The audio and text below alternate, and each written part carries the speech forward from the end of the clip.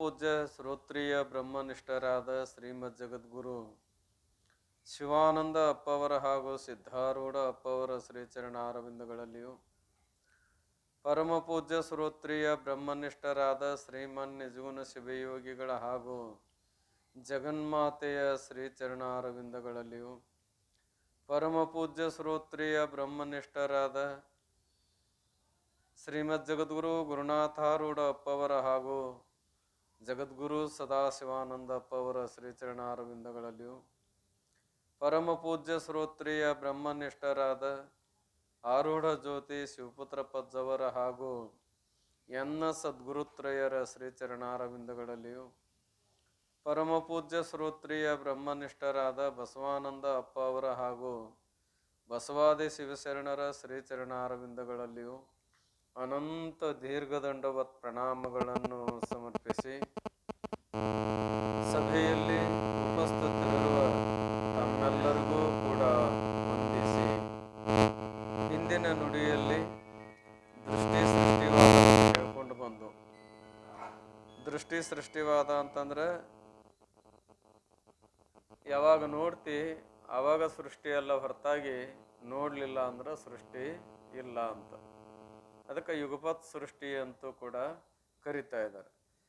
ಈಗೇನು ಹೇಳ್ತಾರೆ, ಕೊನೆ ಹಂತಕ್ಕೆ ಬಂದು ಯಥಾರ್ಥವಾದ ಬ್ರಹ್ಮಜ್ಞಾನವಾಯಿತು ಅಂದರೆ ಸಕಲ ಕರ್ಮಗಳು ಹೇಗೆ ನಿವೃತ್ತಿ ಆಗುತ್ತವೆ ಎಂಬುದರ ಜೊತೆಗೆ ಈ ಮನಸ್ಸು ಹೆಂಗಾಯಿತು ಅಂತ ಪುನಃ ಮನದ ಸ್ವರೂಪ ನನಗಿನ್ನೂ ಹೇಳಬೇಕು ಅಂತ ಗುರುಗಳನ್ನು ಕುರಿತು ಶಿಷ್ಯನು ಕೇಳಿದಾಗ ಅದಕ್ಕೆ ಉತ್ತರವನ್ನು ಕೊಡ್ತಾ ಇದ್ದಾರೆ. ಗಗನಜ ವಿಪ್ರನ ಕಥೆಯ ಒಡಲು ಎಂತು ಜಗಂ ಇರೆ ನಿನ್ನೊಳು ಬಾಧಿಸದು ಅಂತು. ಗಗನಜ ವಿಪ್ರನ, ಗಗನಜ ಅಂದ್ರ ಆಕಾಶದಿಂದ ಉತ್ಪತ್ತಿಯಾದಂಥ ಬ್ರಾಹ್ಮಣ. ಯಾರಿಂದ? ಗಗನ ಅಂದ್ರೆ ಆಕಾಶ, ಜ ಅಂದ್ರೆ ಉತ್ಪತ್ತಿ. ಆಕಾಶ ಅಥವಾ ಗಗನಜ ಎಂಬ ಬ್ರಾಹ್ಮಣ ಅಂತ. ಗಗನಜ ಎಂಬುವ ಬ್ರಾಹ್ಮಣನ ಕಥೆಯ ಒಡಲು ಎಂತು ಅಂದ್ರೆ ಅವನ ಇತಿಹಾಸದ ಶರೀರ ಹೇಗೆ ಅನ್ನೋದನ್ನ ಇರುವುದೋ ಹಾಗೆ ಜಗಂ ನಿನ್ನೊಳು ಜಗಂ ಇರೆ, ನಿನ್ನ ಸ್ವರೂಪದೊಳಗೆ ಜಗತ್ತು ಇದ್ರೂ ಕೂಡ ಅಥವಾ ತೋರಿದ್ರೂ ಕೂಡ ಬಾಧಿಸೋದು ಅಂತು. ಅದೇನಾರು ನಿನಗೆ ಬಾಧ ಮಾಡ್ತದನೋ ಅಂತ ಕೇಳಿದ್ರೆ ಬಾಧ ಮಾಡುವುದಿಲ್ಲ. ಯಾಕಂದ್ರೆ ನೀವೊಂದು ನೇಮ ಏನದ, ಕಲ್ಪಿತ ವಸ್ತು ಅಧಿಷ್ಠಾನಕ್ಕೂ ಬಿಗಾರೇನಹಿ ಅಂತ ವಿಚಾರ ಸಾಗರದಲ್ಲಿ ಬರ್ತಾ ಇದೆ. ಕಲ್ಪಿತ ವಸ್ತು ಏನು ಮಾಡೋದಿಲ್ಲ, ಅಧಿಷ್ಠಾನಕ್ಕೆ ಏನೂ ಹಾನಿ ಮಾಡೋದಿಲ್ಲ. ಕಲ್ಪಿತ ವಸ್ತು ಅಧಿಷ್ಠಾನಕ್ಕೂ ಬಿಗಾರೇನಹಿ. ಅದು ಎಷ್ಟಿದ್ರ ಅದಕ್ಕೆ ಏನಾರ ಸ್ವರೂಪಕ್ಕೆ ಏನಾರು ಹಾನಿ ಮಾಡ್ತದನು? ಹಗ್ಗದಲ್ಲಿ ತೋರಲ್ಪಟ್ಟಂತ ಹಾವು ಕಲ್ಪಿತವೋ ಏನು ಸತ್ಯವೋ ಅಂದ್ರೆ ಕಲ್ಪಿತ. ಕಲ್ಪಿತವಾದ ಸರ್ಪ ಹಗ್ಗಕ್ಕೆ ಏನಾರ ತೋರುವಾಗ ಹಾನಿ ಮಾಡಿದನು ಅಂತ ಕೇಳಿದ್ರೆ, ಒಂದು ವೇಳೆ ಹಾನಿ ಮಾಡಿತ್ತು ಅಂದ್ರೆ ಹಗ್ಗವು ವಿಷಭರಿತವಾಗಬೇಕಾಗಿತ್ತು, ವ್ಯವಹಾರಕ್ಕೆ ಬರಬಾರ್ದಾಗಿತ್ತು. ಹಂಗೇನಾರು ಹಾನಿ ಮಾಡಿದನು? ಹೇಗೋ ಹಾಗೆ ನಿನ್ನ ಸ್ವರೂಪದೊಳಗೆ ಈ ಜಗತ್ತು ಏನು ಮಾಡೋದಿಲ್ಲ ಅಂದ್ರೆ ಇದ್ರೂ ಕೂಡ ಇದು ಏನು ಹಾನಿ ಮಾಡುವುದಿಲ್ಲ. ಮುಗಿಲೆಡೆ ಆಟಂ ಗಗನದೊಳೆ ಅಂತು. ಗಗನದೊಳು ಅಂದ್ರೆ ಆಕಾಶದಲ್ಲಿ, ಮುಗಿಲು ಎಡೆ ಆಟ. ಮುಗಿಲು ಅಂದ್ರೆ ಮೋಡಗಳು. ಮೋಡಗಳ ಸಂಚಾರ ಆಗ್ತದೆ ಇಲ್ಲೋ, ಗಾಳಿ ಯಾವ ಮಾರ್ಗದಿಂದ ಬೀಸ್ತದೆ ಆ ಕಡೆ ಅದು ಏನು ಮಾಡ್ತದಪ್ಪ ಅಂದ್ರೆ ಅದ್ರ ಇಚ್ಛೆಗೇನೆ ಚಲಿಸ್ತಾ ಇರ್ತದೆ. ಪಶ್ಚಿಮದಿಂದ ಪೂರ್ವಕ್ಕೆ ಬೀಸ್ತಿತ್ತು ಅಂದ್ರೆ ಪೂರ್ವಕ್ಕೆ ಹೊಡೆದಂಗೆ ಕಾಣ್ತಾವು, ಪೂರ್ವದಿಂದ ಪಶ್ಚಿಮ ಗಾಳಿ ಬಿಡ್ತು ಅಂದ್ರೆ ಪಶ್ಚಿಮ ಕಡೆ ಹೊಂಟಂಗೆ ಕಾಣಿಸ್ತಾವು. ಇಲ್ಲ ಉತ್ತರದಿಂದ ದಕ್ಷಿಣ ಗಾಳಿ ಬಿಡ್ತು ಅಂದ್ರೆ ದಕ್ಷಿಣ ಕಡೆ ಹೊಂಟಂಗೆ ತೋರ್ತಾವು. ದಕ್ಷಿಣ ಕಡೆ ಗಾಳಿ ಬಿಟ್ರೆ ಉತ್ತರ ಕಡೆ ಹೊಂಟಂಗೆ ತೋರ್ತಿರ್ತಾವು. ಈ ಎಡೆಯಾಟ ಏನದ, ಈ ಚಲನವಲನ ವ್ಯವಹಾರದ ಮೋಡಗಳದು, ಅದೇನಾದರೂ ಆಕಾಶಕ್ಕೆ ಹಾನಿ ಮಾಡಿದನು? ಏನು ಆಕಾಶಕ್ಕೆ ಹಾನಿ ಮಾಡಿಲ್ಲ. ಹಾಗೆ ನಿನ್ನೊಳು ಜಗಂ ಇರೆ ಬಾಧಿಸದು ಅಂತು. ನಿನ್ನ ಸ್ವರೂಪದೊಳಗೆ ಜಗತ್ತಿದ್ರೂ ಕೂಡ ಅಥವಾ ನಿನ್ನಲ್ಲಿ ಇದು ತೋರಿದ್ರೂ ಕೂಡ ನಿನಗೇನಾರು ಹಾನಿ ಮಾಡ್ತದನಂತ ಕೇರ ಹಾನಿ ಮಾಡುವುದಿಲ್ಲ. ನೆಗಳಿಂದ ಸರ್ಪಂ ನೇನಿನೊಳು ಎಂತು ಜಗಮಿರೆ ನಿನ್ನೊಳು ಬಾಧಿಸದಂತು. ಇದು ಮೂರನೇ ದೃಷ್ಟಾಂತ. ಏನ್ರಿ? ನೆಗಳಿಂದ ಅಂದ್ರೆ ಕಲ್ಪನಾ ಮೂಲಕವಾಗಿ, ನೇನಿನೊಳು ಸರ್ಪಂ ಎಂತು. ನೇನು ಅಂದ್ರೆ ಹಗ್ಗ. ಹಗ್ಗದಲ್ಲಿ ಕಲ್ಪನೆಯ ಮೂಲಕವಾಗಿ ಸರ್ಪವು ಹೇಗೆ ತೋರಿರುವುದೋ ಹಾಗೆ ನಿನ್ನಲ್ಲಿ ಈ ಜಗತ್ತು ತೋರಿದ್ರೂ ಕೂಡ ಏನಾರ ಬಾಧ ಮಾಡ್ತದನೋ ಅಂತ ಕೇಳಿದ್ರೆ ನಿನ್ನ ಸ್ವರೂಪಕ್ಕೇನು ಹಾನಿ ಇಲ್ಲ. ಭಾವಿಸೆ ಬಗೆಯ ವಿಕಾರವೆನೆಪ್ಪ ಜೀವರಿಗಾಗಳು ಮೋಹಕವಪ್ಪ. ಈ ಪ್ರಪಂಚ ಏನದಪ್ಪ ಅಂದ್ರೆ ಭಾವಿಸೆ ವಿಚಾರ ಮಾಡಿ ನೋಡು, ಬಗೆಯ ವಿಕಾರವೇನೆಪ್ಪ. ಇದು ವಿಕಾರಯುಕ್ತವಾದದ್ದು, ಈ ಕಲ್ಪನಾ ಮೂಲಕವಾಗಿ ನವಿಕಾರಿಯೋ ವಿಕಾರವುಳ್ಳದ್ದು. ವಿಕಾರವುಳ್ಳಂಥದ್ದಿದು ಜೀವರಿಗಾಗಳು ಮೋಹಕವಪ್ಪ. ಈ ಎಲ್ಲ ಜೀವರಿಗೆ ಏನು ಮಾಡಿಬಿಟ್ಟದಪ್ಪ ಅಂತ ಕೇರೆ ಮೋಹವನ್ನು ಉಂಟು ಮಾಡಿಬಿಟ್ಟದ. ಇದ್ದದ್ದು ಮರೆಸ್ಯದ, ಇಲ್ಲದ್ದನ್ನು ಹೌದನ್ನಕ್ಕೆ ಹಚ್ಚದ. ಯಾವುದು ಅಂದ್ರೆ ಮೋಹ. ಏನು ಅದು ಹೆಂಗಾಗ್ಯದಪ್ಪ ಅಂದ್ರೆ ನಿತ್ಯದ ಪದ ಕೇಳುವಾಗ ಈಗಾಗಲೇ ಕೇಳ್ಕೊಂಬಂದಿರಿ. ಘಟವೇ ಹುಸಿ ಘಟವೇ ದಿಟದಂತೆ ತೋರಿ. ಘಟವೇ ಎಲೆ ಘಟವೇ ಹುಸಿ ಘಟವೇ, ನಿನಗೇನಾದ್ರು ಅಸ್ತಿತ್ವ ಐತೇನು? ಇಲ್ಲ ಅಂದ್ರೆ ಸುಳ್ಳದೆ. ಸುಳ್ಳಿದ್ದು ಕೂಡ ಹುಸಿ ಘಟವೇ ದಿಟದಂತೆ ತೋರಿ.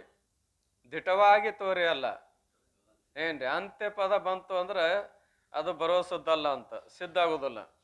ದಿಟದಂತೆ ತೋರಿ, ಹೌದು ಹೌದು ಅನ್ನುವಂಗ, ಸತ್ಯ ಸತ್ಯ ಅನ್ನುವಂಗ ತೋರಿ. ಮೋಹಿ ಪದನು ಏನೆಂಬೆ, ಎಲ್ಲರನ್ನು ಏನು ಮಾಡೀನಿ? ಜಗತ್ತಿನ ಜನರೆಲ್ಲರನ್ನು ಮೋಹಗೊಳಿಸಿಬಿಟ್ಟಿಯಲ್ಲ, ಏನು ನಿನ್ನ ಆಟ ಅಂತಾರವ್ರು. ಎದಕರಿ? ಘಟಕ. ಘಟ ಅಂದ್ರೆ ಜಗತ್ತು. ಹಾಗೆ ಈ ಜಗತ್ತೆಲ್ಲ ಏನದಪ್ಪ ಅಂತ ಕೇಳಿದ್ರೆ ನಿನಗ ಮೋಹಗೊಳಿಸಿಬಿಟ್ಟದ. ಯಾರಿಗೆ? ನಿನ್ನ ಆಧೀನದಲ್ಲಿ ಇದ್ದುಕೊಂಡು ನಿನಗೇನು ಹಾನಿ ಉಂಟು ಮಾಡೋದಿಲ್ಲ, ಕರೆ ಅದು ಇಲ್ಲದಿದ್ರೂ ಕೂಡ ಮೋಹವನ್ನು ಉಂಟು ಮಾಡಿದಲ್ಲ. ಮನದ ಸ್ಥಿತಿಯಂಪ ಹೇಳಿದೆವೆಂತು. ಇದೆಲ್ಲ ಎದರ ಮೂಲಕವಾಗಿಪ್ಪ ಅಂತ ಕೇಳಿದ್ರೆ ಮನದ ಸ್ಥಿತಿ ಮೂಲಕವಾಗಿಲ್ಲ ಹೊರತಾಗಿ ಮನ ಬಿಟ್ಟು ಬೇರೆ ಇಲ್ಲ. ನಿನಗದರೋಳ್ ಪುದುಳವು ಆಳ್ತನವೆಂತು. ನಿನಗೆ ಅದರೋಳ್ ಪುದುವು ಅಂದ್ರೆ ಅದರ ಜೊತೆಗೆ ಸಂಬಂಧವು, ಆಳ್ತವು ಒಡೆತನವು ಎಂತು. ಅದ್ರಾಗೇನು ಸಂಬಂಧದ ನಿನಗ ಅಂತ ಕೇಳಿ ಏನೂ ಇಲ್ಲ. ಮನದ ಅಂದವ ಕರುಣಿಸಬೇಕೆಂದು ಕೊನೆಗೆ ಶಿಷ್ಯನಂತ ರಾಮಚಂದ್ರ ಪ್ರಭುದೇವರು ವಸಿಷ್ಠರಿಗೆ ಕೇಳುವುದೇನೆಂದ್ರೆ, ಮನದ ಅಂದವ ಕರುಣಿಸಬೇಕೆಂದು. ಮನಸ್ಸಿನ ಅಂದ ಅಂದ್ರೆ ಸ್ವರೂಪ, ಅದರ ಸ್ವರೂಪವೇನು ನನಗೆ ತಿಳಿಸಿ ಹೇಳಬೇಕು ಕರುಣಾ ಮಾಡಿ. ತನಯಂ ಗುರುವಂ ಕೇಳಿದೊಡಂದು. ತನಯಂ ಗುರುವಂ ಕೇಳಿದೊಡೆ ಅಂದು. ಅಂದು ಅಂದ್ರೆ ಶಿಷ್ಯ ಪ್ರಶ್ನೆ ಮಾಡಿದ ಸಮಯದಲ್ಲಿ ಏನು ಮಾಡಿದ್ರಪ್ಪ ಅಂದ್ರೆ ತನಯಂ ಮಗನಿಗೆ ಅಂದ್ರೆ ಶಿಷ್ಯನಾದಂಥ ರಾಮಚಂದ್ರ ಪ್ರಭು ದೇವರಿಗೆ ಗುರುವಿನನ್ನು ಕುರಿತು ಕೇಳಿದೊಡಂದು. ಮನ ಅಂದ್ರೆ ಅದರ ಸ್ವರೂಪ ಏನು ಅಂತ ತಿಳ್ಕೊಂಡು ಗುರುಗಳನ್ನ ಕೇಳಿದಾಗ ಗುರುಗಳು ಅದರ ಸ್ವರೂಪವನ್ನು ಏನು ಮಾಡ್ತಾರಂದ್ರೆ ಹೇಳ್ತಾ ಇದ್ದಾರೆ. ಏನ್ ತಾತ್ಪರ್ಯ? ಗಗನಜ ನಾಮಕ ಬ್ರಾಹ್ಮಣನ ಕಥೆಯನ್ನು ವಿಚಾರ ಮಾಡುತ್ತಿರಲು. ಯಾರ ಕತೆ ರೀ? ಗಗನಜ ಬ್ರಾಹ್ಮಣ. ಅವನ ಹೆಸರು ಏನಪ್ಪ ಅಂದ್ರೆ ಗಗನಜ, ಅಂದ್ರೆ ಆಕಾಶದಿಂದ ಉತ್ಪತ್ತಿ ಆದವನು ಅಂತ ಅರ್ಥ. ವಿಚಾರ ಮಾಡುತ್ತಿರಲು ಅವನ ಶರೀರವು ಹೇಗಿರುವುದಿಲ್ಲವೋ. ಗಗನ ನಿರಾಕಾರವೋ ವಿಕಾರವೋ? ನಿರಾಕಾರ. ನಿರಾಕಾರವಾದ ಗಗನದಿಂದ ಉತ್ಪತ್ತಿಯಾದ ಮಗುವು ಕೂಡ ನಿರಾಕಾರವೋ ಏನು ಸಾಕಾರವೋ? ಅದು ಕೂಡ ನಿರಾಕಾರನೇ. ಅವನ ಶರೀರವು ಹೇಗಿರುವುದಿಲ್ಲವೋ. ಆಕಾಶಕ್ಕೆ ಏನಾರು ಶರೀರದನು? ಇಲ್ಲ. ಯಾಕಂದ್ರೆ ನಿರವಯವನಾಗಿರುವುದರಿಂದ ಅವನಿಗೆ ಅವಯವಯುಕ್ತವಾದ ಶರೀರ ಹೇಳಿಕೆ ಬರುವುದಿಲ್ಲ. ಮತ್ತು ಆ ಆಕಾಶದ ಮಗ ರೂಪ ಬ್ರಾಹ್ಮಣಗ ಇರ್ಬೋದನ್ನ ಶರೀರ ಇಲ್ಲ. ಹಾಗೆ ಈ ಜಗತ್ತಾದರೂ ಇರುವುದಿಲ್ಲ. ಹೆಂಗ ಆಕಾಶದ ಮಗನಾದಂಥ ಬ್ರಾಹ್ಮಣನಿಗೆ ಅಥವಾ ಗಗನಜ ಎಂಬುವ ಹೆಸರಿನಿಂದ ಯುಕ್ತವಾದ ಬ್ರಾಹ್ಮಣನಿಗೆ ಹೆಂಗ ಇರುವಿಕೆ ಇಲ್ಲವೋ, ತೋರುವಿಕೆ ಇಲ್ಲವೋ, ಹಾಗೆ ಜಗತ್ತಿಗಾದರೂ ಕೂಡ ಏನಿಲ್ಲ, ಇರುವಿಕೆ ಅಥವಾ ತೋರುವಿಕೆ ಇಲ್ಲ. ಪರಂತು ಇಲ್ಲದಿದ್ರು ಮತ್ತೆ ಇಷ್ಟೆಲ್ಲ ತೋರ್ತದಲ್ರಿ ಅಂದ್ರೆ ಕಾರಣ ಏನು ಅಂತ ಕೇಳಿದ್ರೆ, ನಿನ್ನಲ್ಲಿ ಭ್ರಾಂತಿಯಿಂದ ಜಗತ್ತು ತೋರಿದರು ಕೂಡ. ನಿನ್ನಲ್ಲಿ ಏನಾಗ್ಯದ? ಭ್ರಾಂತಿ ಮೂಲಕವಾಗಿ ತೋರಿದ, ಭ್ರಾಂತಿ ಇರಲಾರ್ದು ಭ್ರಾಂತಿ ಮೂಲಕವಾಗಿ ತೋರದ. ಯಾವ ಭ್ರಾಂತಿ ಅಂದ್ರೆ ಭ್ರಮಜ ಭ್ರಾಂತಿ. 3 ಭ್ರಾಂತಿಗಳಂತ ಹೇಳಿದವು. ಭ್ರಮರಜ ಭ್ರಾಂತಿ, ಸಹಜ ಭ್ರಾಂತಿ, ಕರ್ಮಜ ಭ್ರಾಂತಿ ಅಂತ ತಿಳ್ಕೊಂಡು ಅವಕ್ಕ ಭ್ರಮಜ ತಾದಾತ್ಮ, ಸಹಜ ತಾದಾತ್ಮ, ಕರ್ಮಜ ತಾದಾತ್ಮ ಅಂತ ಕರ್ಕೊಂಡ್ಬರ್ತಾ ಇದ್ದಾರೆ. ಇಲ್ಲಿ ಯಾವ ಭ್ರಾಂತಿಪ್ಪ ಅಂದ್ರೆ ತಪ್ಪು ತಿಳ್ಬೇಕಂದ್ರೆ ಭ್ರಮ ಅಂದ್ರೆ ಭ್ರಮಜ ಭ್ರಾಂತಿ ಅಂತಾರ. ಅಂದ್ರೆ ಅನಾತ್ಮವಾದದ್ದರಲ್ಲಿ ಆತ್ಮತ್ವ ಬುದ್ಧಿಯನ್ನು ಮಾಡ್ಕೊಂಡು ಇದೇ ಸತ್ಯ ಅಂತ ತಿಳ್ಕೊಂಡಿಯಲ್ಲ, ಇಲ್ಲಿದು ಆಯ್ತು, ಇಲ್ಲವೇ ಇಲ್ಲ. ಹಗ್ಗದಲ್ಲಿ ಹಾವು ಇಲ್ಲವೇ ಇಲ್ಲ. ಇಲ್ಲದೇ ಇದ್ರೂ ಕೂಡ ನಸಗೊತ್ತಲೆ ದೋಷ ಬಲದಿಂದ ಏನಾಗ್ಯದ ನಮ್ಗೆ? ಹಾವು ಅದ ಅಂತ ಭ್ರಾಂತಿ ಆಗ್ಯದೋ ಏನಿಲ್ಲೋ? ಭ್ರಮವೋ ಏನು ಪ್ರಮಾವೋ? ಭ್ರಮ ಅದ. ಹಾಗೆ ನಿನ್ನ ಸ್ವರೂಪದೊಳಗೆ ಈ ಜಗತ್ತು ವಿಚಾರ ಮಾಡಿ ನೋಡಿದ್ರೆ ಇಲ್ಲವೇ ಇಲ್ಲ. ಇಲ್ಲದೇ ಇದ್ರೂ ಕೂಡ ಭ್ರಾಂತಿಯಿಂದ ಜಗತ್ತು ತೋರಿದರೂ ಕೂಡ ತೋರ್ವಲ್ದಕ್ಕ ತೋರಿದರೂ ಕೂಡ ಅದು ನಿನ್ನ ಸ್ವರೂಪಕ್ಕೆ ಬಾಧೆಯನ್ನುಂಟು ಮಾಡಲಾರದು. ಈ ಜಗತ್ತೆಲ್ಲ ಅವಡಂಬರವಾಗಿ ತೋರಿದಲ್ಲಿ ನಿನ್ನ ಸ್ವರೂಪಕ್ಕೆ ಏನಾರು ಹಾನಿ ಮಾಡ್ತದನೋ, ನಿನ್ನ ಸ್ವರೂಪಕ್ಕೆ ಏನಾರು ಕೆಡಿಸ್ತದ ಅನ್ನೋದು ಅಂತ ಕೇರೆ ಏನು ಹಾನಿಯನ್ನು ಉಂಟು ಮಾಡಲಾರದು. ಆದರೆ ಆ ಗಗನಜ ವಿಪ್ರನ ಕಥೆಯು ಹೇಗೆಂದರೆ ಕೇಳು. ಗಗನಜನ ಪುತ್ರನಂತೆ ಅಂದ್ರಲ್ಲ, ಬ್ರಾಹ್ಮಣನಂತೆ ಅಂದ್ರಲ್ಲ, ಏನದು ಕತೆ ಅಂತ ಕೇಳಿದ್ರೆ ಕತೆ ಹೇಳ್ತಾನೆ ಕೇಳು ಅಂತ ಇದ್ದಾರೆ. ವಸಿಷ್ಠರು ಶ್ರೀ ರಾಮಚಂದ್ರನನ್ನು ಕುರಿತು, ಹೇ ರಾಮ, ಈ ಆಕಾಶಜ ಬ್ರಾಹ್ಮಣನ ಆಖ್ಯಾನವು ಕೇಳಲಿಕ್ಕೆ ಬಹಳ ಮನೋಹರವಾದದ್ದು. ಇವನ ಆಖ್ಯಾನ, ಇವನ ಕತೆ ಕೇಳಕ್ಕೆ ಏನದಂದ್ರ ಮನಸ್ಸಿಗೆ ಆನಂದವನ್ನು ಉಂಟು ಮಾಡುವಂಥದ್ದದ. ಅದಕ್ಕಾಗಿ ಲಕ್ಷ ಕೋಟಿ ಕೇಳು ಅಂತ. ಇದನ್ನು ಕೇಳೋಣದರಿಂದ ಯಾವ ಬ್ರಾಹ್ಮಣಜನ ಕಥೆಯನ್ನ, ಯಾರೋ ಗಗನಜ ಬ್ರಾಹ್ಮಣನ ಕಥೆಯನ್ನ ಕೇಳುವುದರಿಂದ ಈ ಉತ್ಪತ್ತಿ ಪ್ರಕರಣವು ಎಲ್ಲ ತಿಳಿಯಲ್ಪಡುತ್ತದೆ. ಈ ಉತ್ಪತ್ತಿ ಪ್ರಕರಣ ಏನದ, ಹೆಂಗಾಯ್ತು, ಏನೇನು ಕೂಡ ಆಯ್ತು, ಎಲ್ಲದಲ್ಲಿ ಇದೆಲ್ಲ ನಿನಗೆ ತಿಳಿದು ಬರ್ತಾ ಇದೆ, ಎಲ್ಲ ತಿಳಿಯಲ್ಪಡುತ್ತದೆ.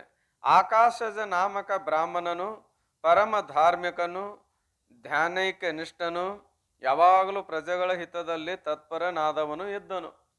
ಈ ಬ್ರಾಹ್ಮಣ ರಾಜ ಇದ್ದವ. ಹೇಗಿದ್ದಪ್ಪ ಅಂತ ಕೇಳಿದ್ರೆ ಪರಮ ಧಾರ್ಮಿಕನು ಅಂದ್ರೆ ಪುಣ್ಯ ಕಾರ್ಯಗಳಲ್ಲಿ ಸದಾವಕಾಲ ತೊಡಗಿರತಕ್ಕಂಥವನು.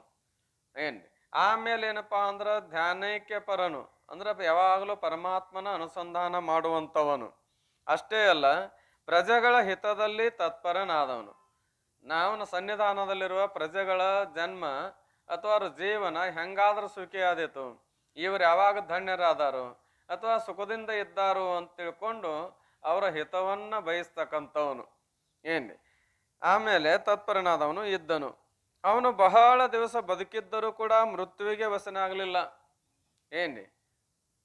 ಹುಟ್ಟಿ ಬಂದ ಮೇಲೆ ಏನಪ್ಪಾ ಅಂದ್ರೆ ಬದುಕಿರುತ್ತಾನ. ಬದುಕಿದ್ದ ಮೇಲೆ ಮುಂದೆ ಕಾಲಾಂತರ ಮೃತ್ಯು ದವಡೆಗೆ ಈಡಾಕ್ಯವೆ ಇಲ್ಲೋ ಅಂತ ಕೇಳಿದ್ರೆ ಶರೀರ ದೃಷ್ಟಿಯಿಂದ ಮೃತ್ಯುವಿನ ದವಡೆಗೆ ಈಡಾಕ್ಯವೆ. ಹಂಗ ಬ್ರಾಹ್ಮಣಜ ಅವನು ಕೂಡ ಮೃತ್ಯು ಒಯ್ಬೇಕಂತ ಪ್ರಯತ್ನ ಮಾಡ್ತಂತ. ಆ ಮೃತ್ಯು ಒಯ್ಬೇಕಂತ ಪ್ರಯತ್ನ ಮಾಡಿದಾಗ ಏನಾಯ್ತು ಅಂದ್ರೆ ಅವ ಬಹುದಿವಸವಾದ್ರೂ ಕೂಡ ಮೃತ್ಯುವಿನ ದವಡೆ ಸಿಗಲಿಲ್ಲ. ಯಾರು? ಬ್ರಾಹ್ಮಣಜ. ಬಹಳ ದಿವಸ ಬದುಕಿದ್ದರು ಕೂಡ, ಬಹಳ ದಿನ ಬದುಕಿದ್ರು ಕೂಡ ಎಷ್ಟಪ್ಪ 1000 ವರ್ಷ ಇದ್ರು ಸಾವು ತಪ್ಪುದಲ್ಲ ಅಂತ ಸಹಜ ಅಂತೇವಲ್ಲ, ಅವ ಬಹಳ ದಿನ ಬದುಕಿದ್ರು ಕೂಡ ಮೃತ್ಯುವಿನ ದವಡೆಗೆ ಸಿಗಲಿಲ್ಲ, ಮೃತ್ಯುವಿಗೆ ವಶಗತನಾಗಲಿಲ್ಲ. ಆಗ ಮೃತ್ಯು, ನಾನು ಕ್ರಮವಾಗಿ ಸರ್ವ ಪ್ರಾಣಿಗಳನ್ನು ಭಕ್ಷಿಸುತ್ತೇನೆ. ನನ್ನ ಧರ್ಮನ ಏನು ಅಂತ ಕೇಳಿದ್ರೆ ಕ್ರಮವಾಗಿ ಅಂದ್ರೆ ಯಾರ್ಯಾರ ಪಾಳೆ ಮುಗಿದದ ಅವ್ರನ್ನ ಕರ್ಕೊಂಡು ಹೋಗೋದು, ಎಲ್ಲಾರನ್ನೂ ಕೂಡ ಕರ್ಕೊಂಡು ಹೋಗೋಂಗಿಲ್ಲ. ರೇಷನ್ ಹಂಚುವಾಗ ಏನಾದರೂ ಏನಪ್ಪಾ ಅಂತ ಕೇರೆ ಸಹಿ ಮಾಡಿಸುವಾಗ ಒಮ್ಕೆ ಹೋಗಿ ಎಲ್ಲರಿಗೂ ಮಾಡಿಸ್ತಾರನ್ರಿ. ಪಾಳೆ ಹಚ್ಚಿರ್ತೇವೆ, ಹೆಂಗ ಪಾಳೆ ಬರ್ತದ ಹಂಗಂಗ ಸರ್ಸ್ಕೊಂತ ಹೋಗಾರೋ ಏನು ಒಟ್ಟು ದೂಡ್ಕೊಂಡು ಹೋಗಾರೋ. ಪಾಳೆ ಬಂದಂಗ ಏನ್ ಮಾಡ್ತಾರಂದ್ರ ಒಳಗೆ ಕಳಿಸ್ತಾರ, ಸಹಿ ಮಾಡ್ತಾರ, ಕಳಿಸ್ಕೊಡ್ತಾರ. ಹಾಗೆ ಈ ಮೃತ್ಯು ಕೂಡ ಕ್ರಮದಿಂದ ಏನಪ್ಪಾ ಅಂದ್ರೆ ಯಾವ್ಯಾವ ಜೀವರಾಶಿಗಳ ಪ್ರಾಣ ಅಂದ್ರೆ ಪ್ರಾರಬ್ಧ ಮುಗಿದ ಅಷ್ಟೇ ಕ್ಷಣ ಅಂದ್ರೆ ಪಾಪ ಪುಣ್ಯ ಎರಡು ನಿವೃತ್ತಿ ಅದು ಅಂದ್ರೆ ಅವ್ರನ್ನ ಏನ್ ಮಾಡ್ತದೆ, ಕರ್ಕೊಂಡು ಹೋಗ್ತದೆ. ಯಾರ್ಯಾರ್ದ ಮುಗಿದದ ಹಂಗಂಗೆ ಕರ್ಕೊಂಡು ಹೋಗ್ತ, ಒಟ್ಟು ಮುಗಿಲೋ ಅದಕ್ಕೆ ಬಿಡೋ ಅದಕ್ಕೆ ಒಮ್ಮೆ ಹೆಂಗಾದ್ರು ಯಾವಾಗಾದ್ರೂ ಕರ್ಕೊಂಡು ಹೋಗೋದು ಐತಿ. ಕರ್ಕೊಂಡು ಹೋಗ್ಬಿಟ್ರತಂತ ಹೋಗಿ ಕರ್ಕೊಂಡು ಹೋಗತ್ತೇನು? ಸಾಧ್ಯ ಇಲ್ಲ. ಏನು ಹಂಗಾಗಿದ್ರಿ? ಸಾಧ್ಯ ಇಲ್ಲ. ನಾದ್ರ ಲೋಕದಾಗಂತೆ ಹಂಗೂ ಆಕತಿ ಹೆಂಗೂ ಆಗತ್ತೆ, ಖರ್ಚು ಹೋಗತಿ.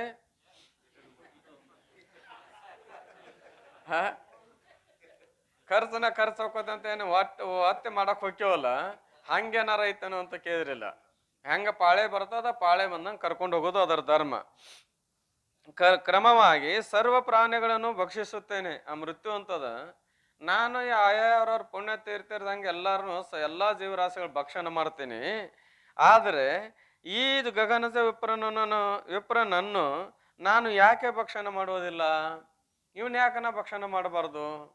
ಇವನಿಗೆ ಯಾವಾಗ ಏನಪ್ಪಾ ಅಂದ್ರೆ ಪ್ರಾಣಹರಣ ಮಾಡೀನಿ ಅಂತ ದಾರಿ ಕಾಯ್ತಿತ್ತು. ಕಲ್ಲಿನ ಮೇಲೆ ಹದನಾದ ಕತ್ತಿ ಆಟ ನಡೆಯದಂತೆ ಈ ಬ್ರಾಹ್ಮಣನಲ್ಲಿ ನನ್ನ ಶಕ್ತಿಯು ಕುಂಠಿತವಾಗುತ್ತದೆ. ಅವನು ಒಯ್ಬೇಕಂತ ಹೋಗತ್ತೆ, ಒಯ್ಯಾಕ ಆಗವಲ್ದು. ಅದು ಹೆಂಗಾಗ್ಯದ ಅಂತ ಕೇಳಿದ್ರೆ, ಹದನಾದ ಬರ್ಚಿ ಅದ ಕರೆ, ಅಥವಾ ಕತ್ತಿ ಅಂದ್ರೆ ಚೂಪಾದ ಆಯುಧದ ಆ ಕತ್ತಿ ಅಂತವ್ರು ಎದುರುಗೂಡ ಯುದ್ಧ ನಡೆದಪ್ಪ ಅಂದ್ರೆ ಕಲ್ಲಿನ ಗೂಡು. ಏನಾದಿತ್ರಿ ಅದ್ರಕ್ಕೆ ಆಟ? ಕತ್ತೆ ಆಟ ನಡೆಯುವುದಲ್ಲೇ ಇಲ್ಲ. ಒಳ್ಳೆ ಹದನದ ಕರೆ, ಹದನಿದ್ರು ಕಲ್ಲು ಏನದ ಬಿರುಸಿರುವುದರಿಂದ ಏನು ಮಾಡೋಕ್ಕಾಗೋದಿಲ್ಲ. ಹಾಗೆ ನನ್ನ ಬಾಳೆ ಏನಾಗಿದೆ ಅಂದ್ರೆ ಆ ಕ್ರಮವಾಗಿ ಎಲ್ಲಾರನ್ನು ಒಯ್ತೇನಂದ್ರು ಕೂಡ ಕಲ್ಲಿನ ಮೇಲೆ ಕತ್ತೆ ಆಟ ನಡೆದಂಗ ಈ ಗಗನಜ ಬ್ರಾಹ್ಮಣನ ಮೇಲೆ ನನ್ನ ಆಟ ನಡೆಯುವಲ್ದಲ್ಲ ಅಂತೇಳುದು. ನಡೆಯದಂತೆ ಈ ಬ್ರಾಹ್ಮಣನಲ್ಲಿ ನನ್ನ ಶಕ್ತಿಯು ಕುಂಠಿತವಾಗುತ್ತದೆ ಎಂದು ಹೀಗೆ ತನ್ನ ಮನದೊಳ ಆಲೋಚಿಸಿ ಅದೇನು ಮಾಡ್ತೀವಿ ಅಂದ್ರೆ ತನ್ನ ಮನಸ್ಸಿನೊಳಗೆ ಆಲೋಚನೆ ಮಾಡಿ, ಯಾರೇ ಮೃತ್ಯು ದೇವತೆ ಆಲೋಚನೆಯನ್ನು ಮಾಡಿ ಅವನನ್ನು ಕೊಲ್ಲುವುದಕ್ಕೋಸ್ಕರ ಅವನ ಪುರಕ್ಕೆ ಹೋಯ್ತು. ಏನು ಬೇಡ, ಅವನ ಎಲ್ಲಿ ಅದನ್ನ ಅಲ್ಲೇ ಹೋಗಿ ಹುಡ್ಕೊಂಡು ಹೋದ್ರತು ಅಂತ ಆ ಗಗನಜ ಇದ್ದು ಊರಿಗೆ ಹೋಯ್ತು. ಹೋದ ಮೇಲೆ ಆ ಪುರವು ಮೇರು ಮಧ್ಯದಲ್ಲಿರುತ್ತದೆ. ಅದೆಲ್ಲದ ಮೇರು ಪರ್ವತದ ಮಧ್ಯದಲ್ಲಿರುತ್ತದೆ. ಅಲ್ಲಿ ಮೃತ್ಯು ಪ್ರವೇಶವಾಗದ್ದರಿಂದ, ಮೇರು ಪರ್ವತ ಅಂದ್ರೆ ಇಲ್ಲೇ ಬ್ರಹ್ಮಸ್ವರೂಪ ಏನ್ರಿ, ಅಲ್ಲಿ ಮೃತ್ಯುವಿನ ಪ್ರವೇಶ ಆಗಕ್ಕೆ ಅಧಿಕಾರ ಅದನು. ಮೃತ್ಯುವಿನ ಪ್ರವೇಶ ಆಗಲಿಕ್ಕೆ ಅಧಿಕಾರ ಇಲ್ಲ. ಅಲ್ಲಿರುವವರೆಲ್ಲರೂ ತಮ್ಮ ತಮ್ಮ ಕರ್ಮಗಳನ್ನು ತ್ಯಾಗ ಮಾಡುತ್ತಿರ್ಲಿಲ್ಲ.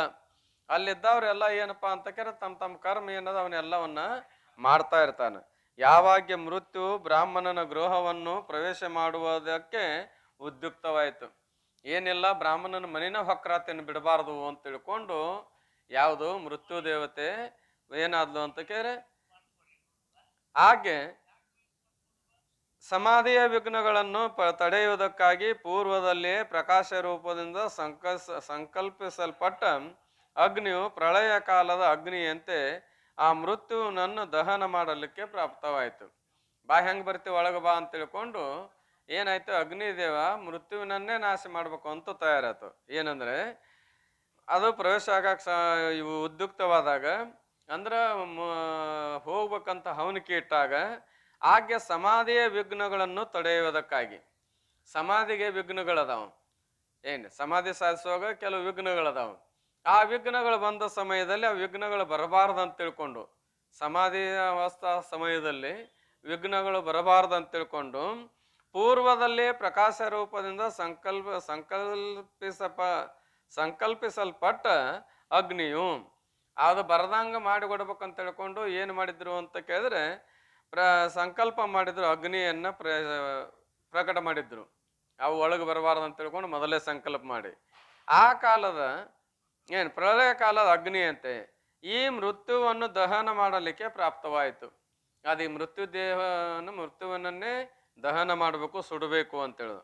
ಆಗ ಮೃತ್ಯು ಆ ಜ್ವಾಲಾಮಯವಾದ ಅಗ್ನಿಮಾಲೆಯನ್ನು 2 ಭಾಗ ಮಾಡಿ ಬ್ರಾಹ್ಮಣನನ್ನು ಕಂಡು ತನ್ನ ಕೈಗಳಿಂದ ಅವನನ್ನು ಎಳೆದುಕೊಳ್ಳುವುದಕ್ಕೋಸ್ಕರ ಯತ್ನ ಮಾಡಿತು.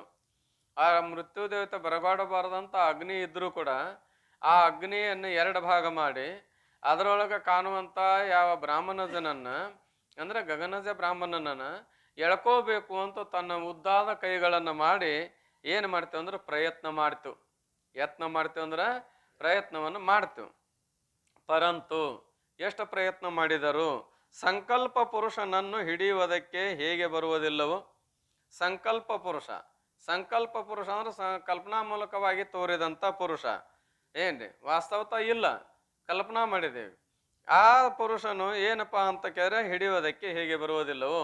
ಒಂದು ಮನುಷ್ಯನ ಚಿತ್ರವನ್ನು ಸಂಕಲ್ಪ ಮಾಡ್ಯಪ್ಪ, ಆ ಸಂಕಲ್ಪದಂತೆ ತೋರ್ತದ, ಹಿಡಿಯಾಕ ಹೋದ್ರೆ ಸಿಗ್ತದನು, ಹೇಗೆ ಹಿಡಿಲಿಕ್ಕೆ ಆಗೋದಿಲ್ಲೋ ಹಾಗೆ ಈ ಅತಿ ಬಲವಾದ ಮೃತ್ಯುವಾದರೂ ಬ್ರಾಹ್ಮಣನನ್ನು ಕಂಡು ತನ್ನ 100 ಕೈಗಳಿಂದ ಅವನನ್ನು ಮುಟ್ಟುವುದಕ್ಕೂ ಕೂಡ ಶಕ್ತಿ ಉಳ್ಳದ್ದಾಗಲಿಲ್ಲ.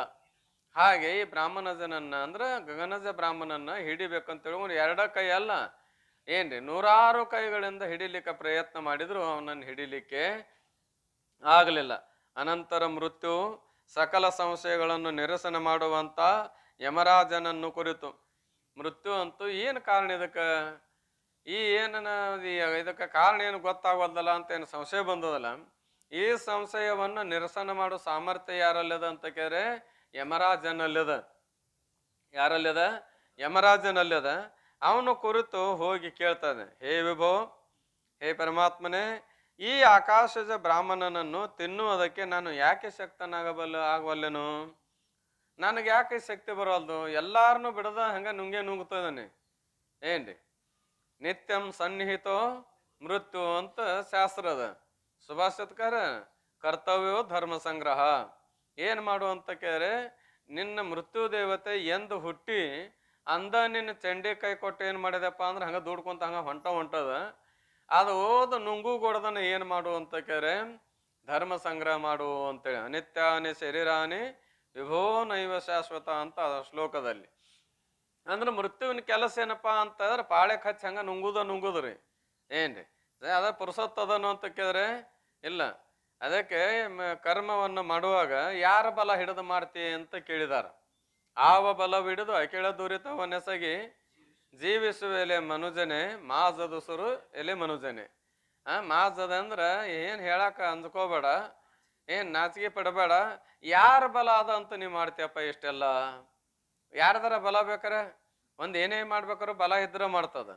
ನಾಯಿ ಮತ್ತೊಬ್ರು ಓಣ್ಯಾಗ ಹೋಗಿ ಓವ್ ಅನ್ಬೇಕಾದ್ರ ತಮ್ಮ ಮನೆ ಮುಂದೆ ಓವ್ ಅನ್ನೋದು ದೊಡ್ಡ ಮಾತಲ್ಲ. ಆದ್ರೆ ಮತ್ತೊಬ್ಬರು ಮನೆ ಮುಂದೆ ಹೋಗಿ ಓವ್ ಅನ್ಬೇಕಾದ್ರ ಅಂದ್ರೆ ಒದರ್ಬೇಕಾದ್ರ, ಇನ್ನೊಬ್ರು ಓಣ್ಯಾಗ ಹೋಗಿ ಒದರ್ಬೇಕಾರ ಅದು ಸುಮ್ನೆ ಒದರ್ತದನು? ಸಾಧ್ಯನೇ ಇಲ್ಲ. ಕಡ್ಯಾಕ್ ಬಂದ ನಾಯಿಗೆ ಗುರ್ರ ಅನ್ನಬಹುದು, ಕರೆ ಅದು ಕಡ್ಯಾಕ್ ಹೋಗುವುದಿಲ್ಲ. ಆದ್ರೆ ಕಡ್ಯಾಕ್ ಹೊಕ್ಕತ್ತೆ ಅಂದ್ರೆ ಏನದ? ಹಿಂದ ಬಲ ಅದ. ಯಾರ್ದಪ್ಪ ಅಂದ್ರೆ ಅವ್ರ ಮನೆಯವ್ರದ್ದು, ಯಾರೋ ಸಾಕಿದ ಮನೆಯವ್ರು ಯಾರೇ ಇರ್ಬೋದು. ಬಲ ಇದ್ದಾಗ ಅದು ಹೆಂಗ್ ಮಾಡ್ತದ, ಹಂಗ ನಿನಗೇನಾರ ಬಲ ಅದಾನು ಏನ್ ಮಾಡಾಕ? ಇಷ್ಟೆಲ್ಲ ದುರಿತ ಕರ್ಮ ಮಾಡ್ತೀಯಲ್ಲ, ಏನು ಬಲ ಹಿಡಿದ? ಮೃತ್ಯು ಪರಧರ್ಮವನ್ನು ಪಿಡಿದುದೆ ಅಂತ ಒಂದು ಮಾತು ಬರ್ತದ ಅಲ್ಲಿ. ಇನ್ನೂ ಅನೇಕದವ ಇರ್ಲಿ. ಮೃತ್ಯು ಪರಧರ್ಮವನ್ನು ಪಿಡಿದುದೆ. ಪರಧರ್ಮ ಅಂದ್ರೆ ಏನಪ್ಪಾ ಅಂದ್ರೆ ಇವಾಗ ತ್ರಾಸ ಕೊಡಬಾರ್ದು, ಇವಾಗ ನಾವು ತೊಂದರೆ ಕೊಡಬಾರ್ದು ಅಂತೇನು ಧರ್ಮದಿಂದ ಕೂಡಿಕೊಂಡು ವ್ಯವಹಾರ ಮಾಡ್ತಾರಲ್ಲ, ಹಾಗೇನಾರ ಈ ಮೃತ್ಯು ಕೂಡ ಸಾಕಪ್ಪ ಇವನು ಓದ್ ಸಾಕಾಗ್ಯದ, ಏನಾರ ಕಾಳು ಬಾವಿ ಬೀಳುವಲು ಇರವಾಲ್ದು ಬಿಡು ಅಂತ ನಿನ್ನ ಬಿಟ್ಟತ್ತೆ ಅಂತ ತಿಳ್ಕೊಂಡೇನು?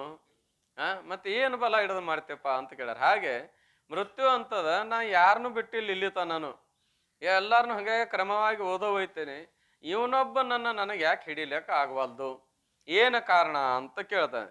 ಯಾಕೆ ಶಕ್ತನಾಗವಲ್ಲೆನು ಎಂದು ಕೇಳಿತು. ಆಗ ಯಮನು, ಹೇ ಮೃತ್ಯುವೆ, ಯಮಧರ್ಮ ಮೃತ್ಯುವಿಗೆ ಹೇಳ್ತಾ ಇದ್ದಾನ, ನೀನು ಒಂದೇ ಎಷ್ಟು ಸಾಮರ್ಥ್ಯದಿಂದ ಹೊಡೆದರೂ ಸಮರ್ಥನಾಗಲಾರಿ. ನೀವು ಇದ್ದುಕೊಂಡು ನೀ ಎಷ್ಟು ಅದನ್ನು ಹೊಡ್ಯಾಕ್ ಹೋದ್ರು ಏನಾಗೋದಿಲ್ಲ ಅಂದ್ರೆ ಸಮರ್ಥ ಆಗೋದಿಲ್ಲ. ನಿನಗೆ ಹಿಂದೆ ಬಲ ಬೇಕು. ನಿನಗೂ ಮೃತ್ಯು ದೇವತೆ ನಿನಗೂ ಏನು ಬೇಕು? ಬಲ ಬೇಕು. ಆ ಬಲ ಇತ್ತು ಅಂದ್ರೆ ನೀ ಅದನ್ನು ನುಂಗಕ್ ಸಾಧ್ಯ. ಆ ಬಲ ಎಲ್ಲಿ ಅಂದ್ರೆ ನಿನ್ನ ಹತ್ರ ಇರೋದಲ್ಲವು. ನೀ ಯಾರನ್ನ ಹಿಡ್ಯಾಕ್ ಹೋಗಿ ಅವ್ರ ಹತ್ರ ಇರ್ಬೇಕವು. ನೀ ಯಾರನ್ನ ಹಿಡ್ಯಾಕ್ ಹೋಗಿ ಅವ್ರ ಹತ್ರ ಇರ್ಬೇಕು. ಈಗ ಪೊಲೀಸರು ಹಿಡ್ಯಾಕ್ ಹೋಗ್ತಾರ, ಏನಿದ್ರು ಹಿಡ್ಯಾಕ್ ಹೋಗ್ತಾರ್ರಿ? ವಾರಂಟ್ ಯಾಕಾಕತಿ? ತಪ್ಪು ಮಾಡಿರ್ತಾನ. ಪೊಲೀಸರು ಹೋಗಿ ಹಿಡಿಬೇಕಾರೆ ಏನಿದ್ರು ಹಿಡಿತಾರ? ಹಿಡ್ಯಾಕ ಏನ್ ಅಧಿಕಾರ ಅದ? ನಾವ್ MLA ಇರುವಲ್ಲ, ರಾಷ್ಟ್ರಪತಿ ಇರುವಲ್ಲ, ಪ್ರಧಾನ ಮಂತ್ರಿ ಇರುವಲ್ಲ, ಇನ್ನ ಅವ್ರಕ್ಕಿಂತ ಹೆಚ್ಚಿನ ಮಂತ್ರಿ ಇರುವಲ್ರಕ್ಕ. ಆದ್ರೆ ಅವ್ರನ್ನೂ ಕೂಡ ಹೋಗಿ ಹಿಡಿಬೇಕಾರ ಇವನಿಗೆ, ಪೊಲೀಸನಿಗೆ ಅಧಿಕಾರ ಅದ. ಯಾವಾಗ ಅಧಿಕಾರ ಬರ್ತದೆ ಇವನಿಗೆ? ಪೊಲೀಸಿನಲ್ಲಿ ಬಲ ಅಲ್ಲ, ಆ ಪೊಲೀಸಿನಲ್ಲಿ ಬಲ ತರುವುದು ಯಾವುದು ಅಂದ್ರೆ ಆ ವ್ಯಕ್ತಿಯಲ್ಲಿರುವ ಅಪರಾಧ. ಆ ಅಪರಾಧಗಳಿಂದ ಯುಕ್ತವಾದ ವ್ಯಕ್ತಿ ಇದ್ದ ಅಂದ್ರೆ ಅವಾಗ ಈ ಪೊಲೀಸಿಗೆ ಬಲ ಬರ್ತದ. ಏನ್ ಮಾಡಕ? ಹಿಡ್ಯಾಕ. ಅದೇ ಆ ವ್ಯಕ್ತಿಯಲ್ಲಿ ಆ ದೋಷಗಳಿರ್ಲಾರ್ದ ಹೋದ್ರೆ ಪೊಲೀಸನಿಗೆ ಆ ವ್ಯಕ್ತಿ ಹಿಡ್ಯಾಕ ಬಲ ಬರ್ತದನು? ಬರ್ಲಿಕ್ಕೆ ಸಾಧ್ಯ ಇಲ್ಲ. ಹಾಗ ಮೃತ್ಯು ಅಂತಾರ, ಆ ಬ್ರಾಹ್ಮಣ ರಾಜನನ್ನ ಅಥವಾ ಗಗನಜ ಬ್ರಾಹ್ಮಣನನ್ನ ನೀ ಹಿಡಿಬೇಕಾಗಿತ್ತಂದ್ರೆ ಅವನಲ್ಲಿ ಕೆಲವು ಏನಪ್ಪ ಬೇಕು ಅಂದ್ರೆ ದೋಷಗಳು ಬೇಕು, ಒಂದಷ್ಟು ವ್ಯವಹಾರ ಅವನಲ್ಲಿ ಇರಬೇಕು. ಅವಾಗ ನೀನು ಹಿಡಿ ಶಕ್ತಿ ಬರ್ತಾ ಇದೆ. ಅವನ ಹತ್ರ ಇಲ್ಲ ಅಂದ್ರೆ ಏನು ಹಿಡ್ಯಾಕಿದಿ ನೀನು ಅಂತ ಕೇಳ್ತಾರೆ. ಯಾರು? ಯಮಧರ್ಮ. ಏನ್ ಎಂದು ಕೇಳಿತು. ಆಗ ಯಮನು, ಹೇ ಮೃತ್ಯುವೆ, ನೀನೊಂದೇ ಎಷ್ಟು ಸಾಮರ್ಥ್ಯದಿಂದ ಹೊಡೆದರೂ ಸಮರ್ಥನಾಗಲಾರಿ. ಅವನ ಎಷ್ಟು ಹೊಡೆದ್ರು ಏನಾರ ಮಾಡಿ ಮುನುಗ್ತಾನೆ ಸಾಧ್ಯ ಆಗೋದಿಲ್ಲ. ಅವನನ್ನು ಸಂಹಾರ ಮಾಡಬೇಕಾದರೆ ಅವನ ಕರ್ಮಗಳೇ ಕಾರಣಗಳಾಗಿರುತ್ತವೆ ಹೊರತು ನೀ ಸಂಹಾರ ಮಾಡಕ್ ಅವ್ ಮಾಡಿದ ಕರ್ಮದ ಅನುಕೂಲ ಬೇಕು ನಿನಗ. ಅವ್ ಮಾಡಿದ ಕರ್ಮ ಅಂದ್ರ ಕಾರ್ಯ, ವಿಹಿತ ಕಾರ್ಯ, ನಿಷಿದ್ಧ ಕಾರ್ಯಗಳನ್ನ ಮಾಡಿರ್ಬೇಕು. ಆಯಾ ಕರ್ಮಕ್ಕನುಸರಿಸಿ ನಿನಗೆ ತಗೊಂಡು ಹೋಗಾಕ ಅಧಿಕಾರ ಇರ್ತಾ ಇದೆ ಹೊರತು ಬೇರೆ ಏನೂ ಇಲ್ಲ. ಆದ್ದರಿಂದ ನೀನು ಈ ಬ್ರಾಹ್ಮಣನ್ನು ಪ್ರಯತ್ನದಿಂದ ಸಂಹಾರ ಮಾಡಬೇಕಾದರೆ ಸಂಹಾರ ಮಾಡುವುದಕ್ಕೆ ಮೂಲ ಕಾರಣಗಳಾದ ಅವನ ಕರ್ಮಗಳನ್ನು ಹುಡುಕು. ಏನೇನು ಕರ್ಮ ಮಾಡ್ಯಾನ? ವಿಹಿತ ಕರ್ಮ ಎಷ್ಟು ಮಾಡ್ಯಾನ? ಎಂಥವು ಮಾಡ್ಯಾನ? ನಿಷಿದ್ಧ ಕರ್ಮ ಏನು ಮಾಡ್ಯಾನ? ಅವು ಎಂಥವು ಮಾಡ್ಯಾನ? ಅವೆಲ್ಲ ಗುರುತ ಹಚ್ಚ ಮೊದಲು. ಏನ್ ಹುಡುಕು. ಆ ಕರ್ಮಗಳ ಸಹಾಯದಿಂದ ಬ್ರಾಹ್ಮಣನನ್ನು ಕೊಂದು ಬಿಡುವೆ. ಆ ಕರ್ಮಗಳ ಸಹಾಯ ಸಿಕ್ತು ಅಂದ್ರ ನೀ ಏನ್ ಮಾಡ್ತಿ? ಏನ್ ಮಾಡಿದ್ರಿ? ಒಬ್ಬನ ಹೊಂಟಿನಿ ಏಕಾಏಕಿ ಬಂದ್ಬಿಟ್ರು, ಇನ್ ಹೆಂಗ್ ಮಾಡ್ಲಿ ಅನ್ನೋ ಕೂಡ ಕೈಯಾಗ ಕಲ್ ಸಿಕ್ತು, ಏನ್ ಮಾಡಿದ? ಒಗದ್ ನೋಡ ಚಟ ತೆಳಗ ಬಿತ್ತು, ಪಾರಾಗಿ ಬನ್ನಿ ಅಂತಾನ. ಏನ್ ಸಿಕ್ತು ಆಧಾರ ಇವನಿಗೆ?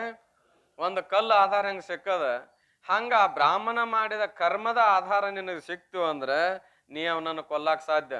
ಕಲ್ಲು ಸಿಕ್ಕಾಗ ಹೆಂಗ್ ಕೊಂದನ ಹಂಗ ಎಂದು ಹೇಳಿದನು. ಬಳಿಕ ಮೃತ್ಯು ಯಾವ ದೇಶದಲ್ಲಿ ಇವನ ಪ್ರಾಕರ್ಮವಿರಬಹುದೆಂದು. ಪ್ರಾಕರ್ಮ ಅಂದ್ರ ಮೊದಲು ಮಾಡಿದ ಕರ್ಮ. ಈ ಶರೀರ ಬರ್ಬೇಕಾರೆ ಹೆಂಗ್ ಬರ್ತದ್ರಿ? ಮಾಡಿದ ಕರ್ಮಕ್ಕನುಸಾರವಾಗಿ ಬಂದಿರ್ತಾ ಇದೆ. ವಿರಬಹುದೆಂದು ಆಲೋಚಿಸುತ್ತಾ ಮಂಡಲ, ದಿಕ್ಕು, ಕೆರೆ, ಹೊಳೆ, ಅಡವಿ, ಬೆಟ್ಟ, ಸಮುದ್ರ ದಂಡೆ, ದೀಪ, ನಗರ, ಪುರ, ಗ್ರಾಮ ಮೊದಲಾದವುಗಳನ್ನು ಕುರಿತು ತಿರುಗಿದರು. ಎಲ್ಲಾ ಹುಡುಕಾಡ್ತು, ಎಲ್ಲಿದ್ದಿತ್ತು ಅಂತ ತಿಳ್ಕೊಂಡು. ಹೆಂಗ್ ಪೊಲೀಸರು ಒಂದು ಏನಾರ ತಪ್ಪಿಸ್ಕೊಂಡು ಹೋಗಿದ್ದ ತಪ್ಪು ಮಾಡಿ ಅಂದ್ರ ಅವ್ನು ಹುಡುಕ್ಬೇಕಾರೆ ಏನ್ ಮಾಡ್ತಾರಿ? ಒಂದ ಕಡೆ ಹುಡುಕ್ತಾರನಂತ ಕೇರೆ ಇಲ್ಲ, ಅನೇಕ ವೇಷ ಧಾರಣ ಮಾಡಿಕೊಂಡು ಹಲವಾರು ಕಡೆ ಹೆಂಗ್ ಹುಡುಕ್ತಾ ಇದಾರೆ. ಹಾಗೆ ಮೃತ್ಯು ದೇವತೆಯು ಕೂಡ ಏನ್ ಮಾಡ್ತೇವೆ ಅಂತ ಕೇರೆ 8 ದಿಕ್ಕಿನಾಗ ಹೋದು.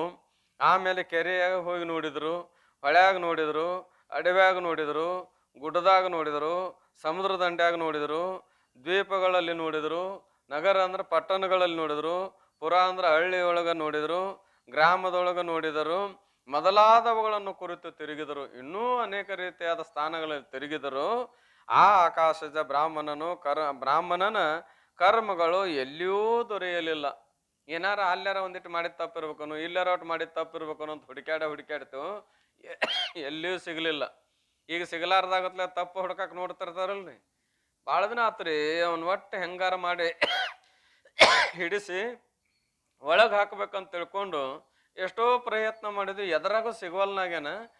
ಸಿಗವಾರದ ಸಿಕ್ಕರ ನೋಡಿರ್ಬೇಕಾರೆ ಹೆಂಗಾಕತಿ ಅಂತಿರ್ತಾರ. ಅಂದ್ರೆ ಅವ್ ಮಾಡಿದ ಕರ್ಮ ಹುಡುಕ್ತಾರೋ ಅವನನ್ನು ಹುಡುಕ್ತಾರೋ? ಅವ್ ಮಾಡಿದ ಕಾರ್ಯವನ್ನು ಹುಡುಕ್ತಾರ. ಅವನು ಮಾಡಿದ ಕಾರ್ಯ ಸ್ವಲ್ಪ ಸಿಕ್ತೆ ಅಂದ್ರೆ ಸಾಕು, ಎಳಿ ಸಿಕ್ಕರ ಹತಡನ ನುಂಗಿದ್ರು ಅಂದಂಗ ಅನೇಕ ರೀತಿಯಾಗಿ ಅದಕ್ಕೆ ಅವಕಾಶ ಸಿಗ್ತಾ ಇದೆ.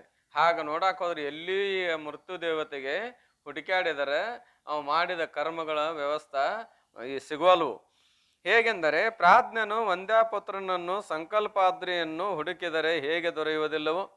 ಪ್ರಾಜ್ಞನು ಅಂದ್ರೆ ತಿಳುವಳಿಕೆ ಉಳ್ಳವನು, ವಂದ್ಯಾಪುತ್ರನನ್ನು ಅಂದ್ರೆ ವಂದ್ಯಾಪುತ್ರ ಎಲ್ಲಿ ಅದನ, ಯಾವೂರಾಗದನ, ಎಲ್ಲಿ ಅಡಕೊಂಡಾನಂತ ತಿಳ್ಕೊಂಡು 8 ದಿಕ್ಕಿಗಳಾಗಲಿ ಅಥವಾ ಎಲ್ಲ ದೇಶಗಳಲ್ಲಿ ಆಗಲಿ, ಎಲ್ಲ ರಾಜ್ಯಗಳಾಗಲಿ, ಎಲ್ಲ ಪಟ್ಟಣಗಳಲ್ಲಿ ಆಗಲಿ, ಹಳ್ಳಿಯಲ್ಲಿ ಆಗಲಿ, ಕೆರಿ, ಬಾವಿ, ಹೊಳಿ, ದಾಂಡಿ ಎಲ್ಲ ಕಡಿಕೆಲ್ಲ ತಪ್ಪಿಸಿ ಅಲ್ಲಾರ ಆಡ್ಕೊಂಡಾನಂತ ನೋಡಕ್ ಹೋದ್ರೆ ಸಿಗಾಕ್ ಸಾಧ್ಯನು ಇಲ್ಲ.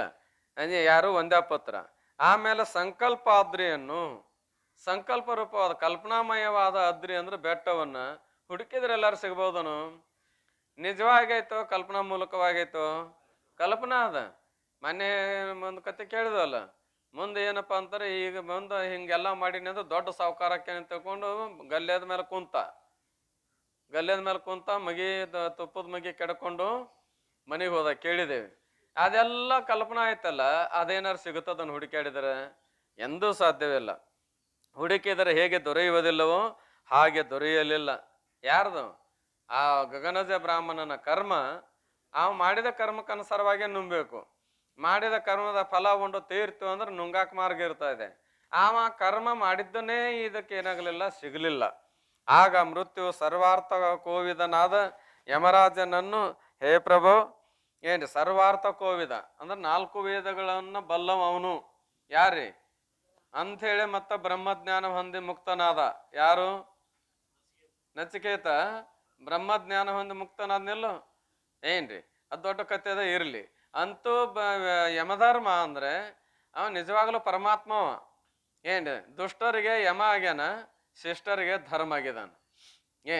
ಆ ಯಮ ರೂಪದಲ್ಲಿ ಬರಾವ್ರು ಯಾರು ಅಂತ ಕೇಳಿದ್ರೆ ಪರಮಾತ್ಮ ಏನಂತ ಹೇಳ್ಯಾನ? ಮೃತ್ಯು ರೂಪದಲ್ಲಿ ಬರಾವ್ರು ಯಾರು? ನಾನೇ ಅಂತ ಹೇಳಿದಾನ. ಅಂದ್ರೆ ಪರಮಾತ್ಮನೋ ಯಾರು ಬರಾರು? ಮತ್ತ ಆ ಮೃತ್ಯು ರೂಪದಲ್ಲಿ ಬಂದ ಪರಮಾತ್ಮನ ನೋಡಿ ಆನಂದ ಪಡಬೇಕು, ಅಳಬೇಕು? ಆನಂದ ಪಡಬೇಕು. ಯಾಕೆ? ದೇವರ ಬಂದಾನ. ಆದ್ರೆ ಆ ತಾಕತ್ತು ಬೇಕಲ್ಲ. ಅಂತೂ ಏನಪ್ಪಾ ಅಂತ ಕೇರೆ ಹೇಗೆಂದರೆ ಪ್ರಾಜ್ಞನು ವಂದ್ಯಾಪುತ್ರನು ಸಂಕಲ್ಪಾದ್ರೆಯನ್ನು ಹುಡುಕಿದರೆ ಹೇಗೆ ದೊರೆಯಲಿಲ್ಲವೋ ಹಾಗೆ ದೊರೆಯಲಿಲ್ಲ. ಆಗ ಮೃತ್ಯು ಸರ್ವಾರ್ಥ ಕೋವಿದನಾದ. ಎಲ್ಲ ವೇದಗಳ ಅರ್ಥವಲ್ಲಂತ ಕೋವಿದ. ಕೋವಿದ ಅಂದ್ರೆ ಪಂಡಿತ, ಅಂದ್ರೆ ಜ್ಞಾನಿ. ಅದ್ರಾಗ ಇಬ್ಬರು ಪಂಡಿತರು, ಒಬ್ಬ ಜ್ಞಾನಿ ಪಂಡಿತ, ಒಬ್ಬ ಶಬ್ದ ಪಂಡಿತ. ಆದ್ರೆ ಯಮಧರ್ಮ ಶಬ್ದ ಪಂಡಿತ ಅಲ್ಲ, ಜ್ಞಾನಿ ಪಂಡಿತ ಇದ್ದ. ಯಮರಾಜನನ್ನು, ಹೇ ಪ್ರಭು, ಹೇ ಸದ್ಗುರುನಾಥ, ಗಗನಜ ವಿಪ್ರನ ಕರ್ಮಗಳು ಎಲ್ಲಿ ಇರುವವು? ಅವನ ಕರ್ಮರ ಎಲ್ಲಿ? ನಾ ಹುಡುಕ್ಯಾಡಿ ಸಾಕಾತ, ನನಗೆ ಸಿಗಲಿಲ್ಲ. ಎಲ್ಲಾರ ಅದ ಒಂದಿಟ್ಟು ಹೇಳಿಕೊಡು ನನಗೆ, ಅವನು ನುಂಗ್ತಾನೆ ಮೊದಲು ಅಂತಿತ್ತಿದು. ಯಾವುದು? ಮೃತ್ಯು ದೇವತೆ. ಹೇಳಿರಿ ಎಂದು ಕೇಳಲು ಧರ್ಮರಾಜನು ಕೆಲವು ಹೊತ್ತು ಚೆನ್ನಾಗಿ ಆಲೋಚನೆಯನ್ನು ಮಾಡಿ. ಯಾರಾಜ? ಧರ್ಮರಾಜ. ಅದಕ್ಕೆ ಯಮಧರ್ಮ ಅಂತ ಕರೀತಾರ. ಧರ್ಮರಾಜನು ಆಲೋಚನೆಯನ್ನು ಮಾಡಿ ಮುಂದೆ ಹೇಳುವ ಪ್ರಕಾರ ಉತ್ತರವನ್ನು ಕೊಡುವಂತವನಾದನು. ಅದಕ್ಕೂ ಮೃತ್ಯು ದೇವತೆಗೆ ಉತ್ತರ ಕೊಡ್ತಾನೆ. ಹೇಗೆಂದರೆ, ಹೇ ಮೃತ್ಯುವೆ, ಆ ಆಕಾಶದ ಬ್ರಾಹ್ಮಣನ ಕರ್ಮಗಳು ಯಾವೂ ಇಲ್ಲ. ಅವ ಮಾಡಿದ ಕರ್ಮ ಯಾವೂ ಇಲ್ಲ ಅಂದ್ರೆ ಪುಣ್ಯ ಕರ್ಮಗಳೂ ಇಲ್ಲ, ಪಾಪ ಕರ್ಮಗಳೂ ಇಲ್ಲ. ಈ ಬ್ರಾಹ್ಮಣನು ಕೇವಲ ಆಕಾಶದಿಂದಲೇ ಹುಟ್ಟಿರುತ್ತಾನೆ. ಈ ಬ್ರಾಹ್ಮಣ ಏನಾಗೇನಂತ ಕೇವಲ ಆಕಾಶದಿಂದ ಹುಟ್ಟಿದಾನ. ಸರ್ವಭೂತಗಳ ಮಿಲೀಕರಣದಿಂದ ಹುಟ್ಟಿದ್ದ ಅಂದ್ರೆ ಬೇರೆ ಇತ್ತು. ಕೇವಲ ಆಕಾಶದಿಂದ ಹುಟ್ಟಿ, ಆಕಾಶ ನಿರಾಕಾರವೋ ನಿರ್ಗುಣವೋ? ಇದು ನಿರಾಕಾರವೋ ಅಲ್ಲವೋ? ಮತ್ತು ಅವನೇನು ಹೊಟ್ಟೆಯಿಂದ ಹುಟ್ಟಿದ್ದ, ಅದು ನಿರಾಕಾರವೋ ಏನು ಸಾಕಾರವೋ? ಅದು ನಿರಾಕಾರ ಸ್ವರೂಪವೇ. ಯಾವನು ಆಕಾಶದಿಂದ ಹುಟ್ಟಿರುತ್ತಾನೋ ಅವನು ಆಕಾಶದಂತೆ ನಿರ್ಮಲವಾಗಿ ಇರುತ್ತಾನೆ. ಆಕಾಶ ಎಲ್ಲ ದೇಶದಲ್ಲಿ ಎಲ್ಲದರೊಡನೆ ಸಂಬಂಧದ. ಅದ ನಿರ್ಮಲದ ಏನು ಮಲಯುಕ್ತ ಆಗ್ಯದ? ನಿರ್ಮಲದ. ಅಕಸ್ಮಾತ್ ಹಂಗೇನಾರಾಗಿತ್ತು ಅಂದ್ರೆ ಒಂದಿಷ್ಟು ದಿನ ನಾವು ತೊಗೊಂಡು ನಿಮ್ದು ಕೊಡ್ರಿ ಅನ್ಬೇಕಾಗಿತ್ತು. ಏನನ್ನ?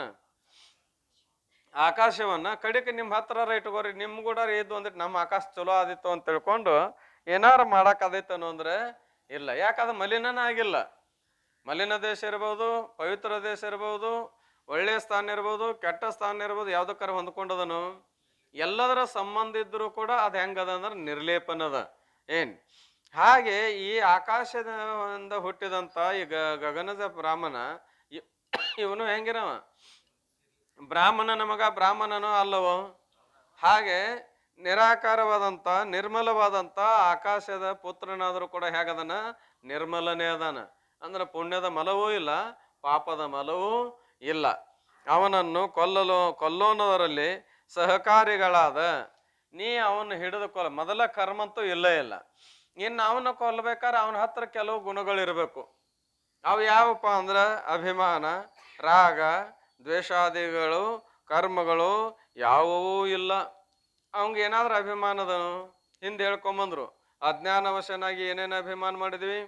ಅಹಂಕಾರವೇ ನಾನು, ದೇಹವೇ ನಾನು, ಇಂದ್ರಿಯಗಳೇ ನಾನು, ಬುದ್ಧಿಯೇ ನಾನು ಅಂತ ಇಷ್ಟೆಲ್ಲ ಚತುರ್ವಿಧ ಅಧ್ಯಾಸದ ಭ್ರಾಂತಿ ಆಯಿತು. ಎದರೊಡನೆ ಕೊಡ್ಕೊಂಡದ್ರಿಂದ? ಅಜ್ಞಾನದೊಡನೆ ಕೂಡಿದ್ರಿಂದ.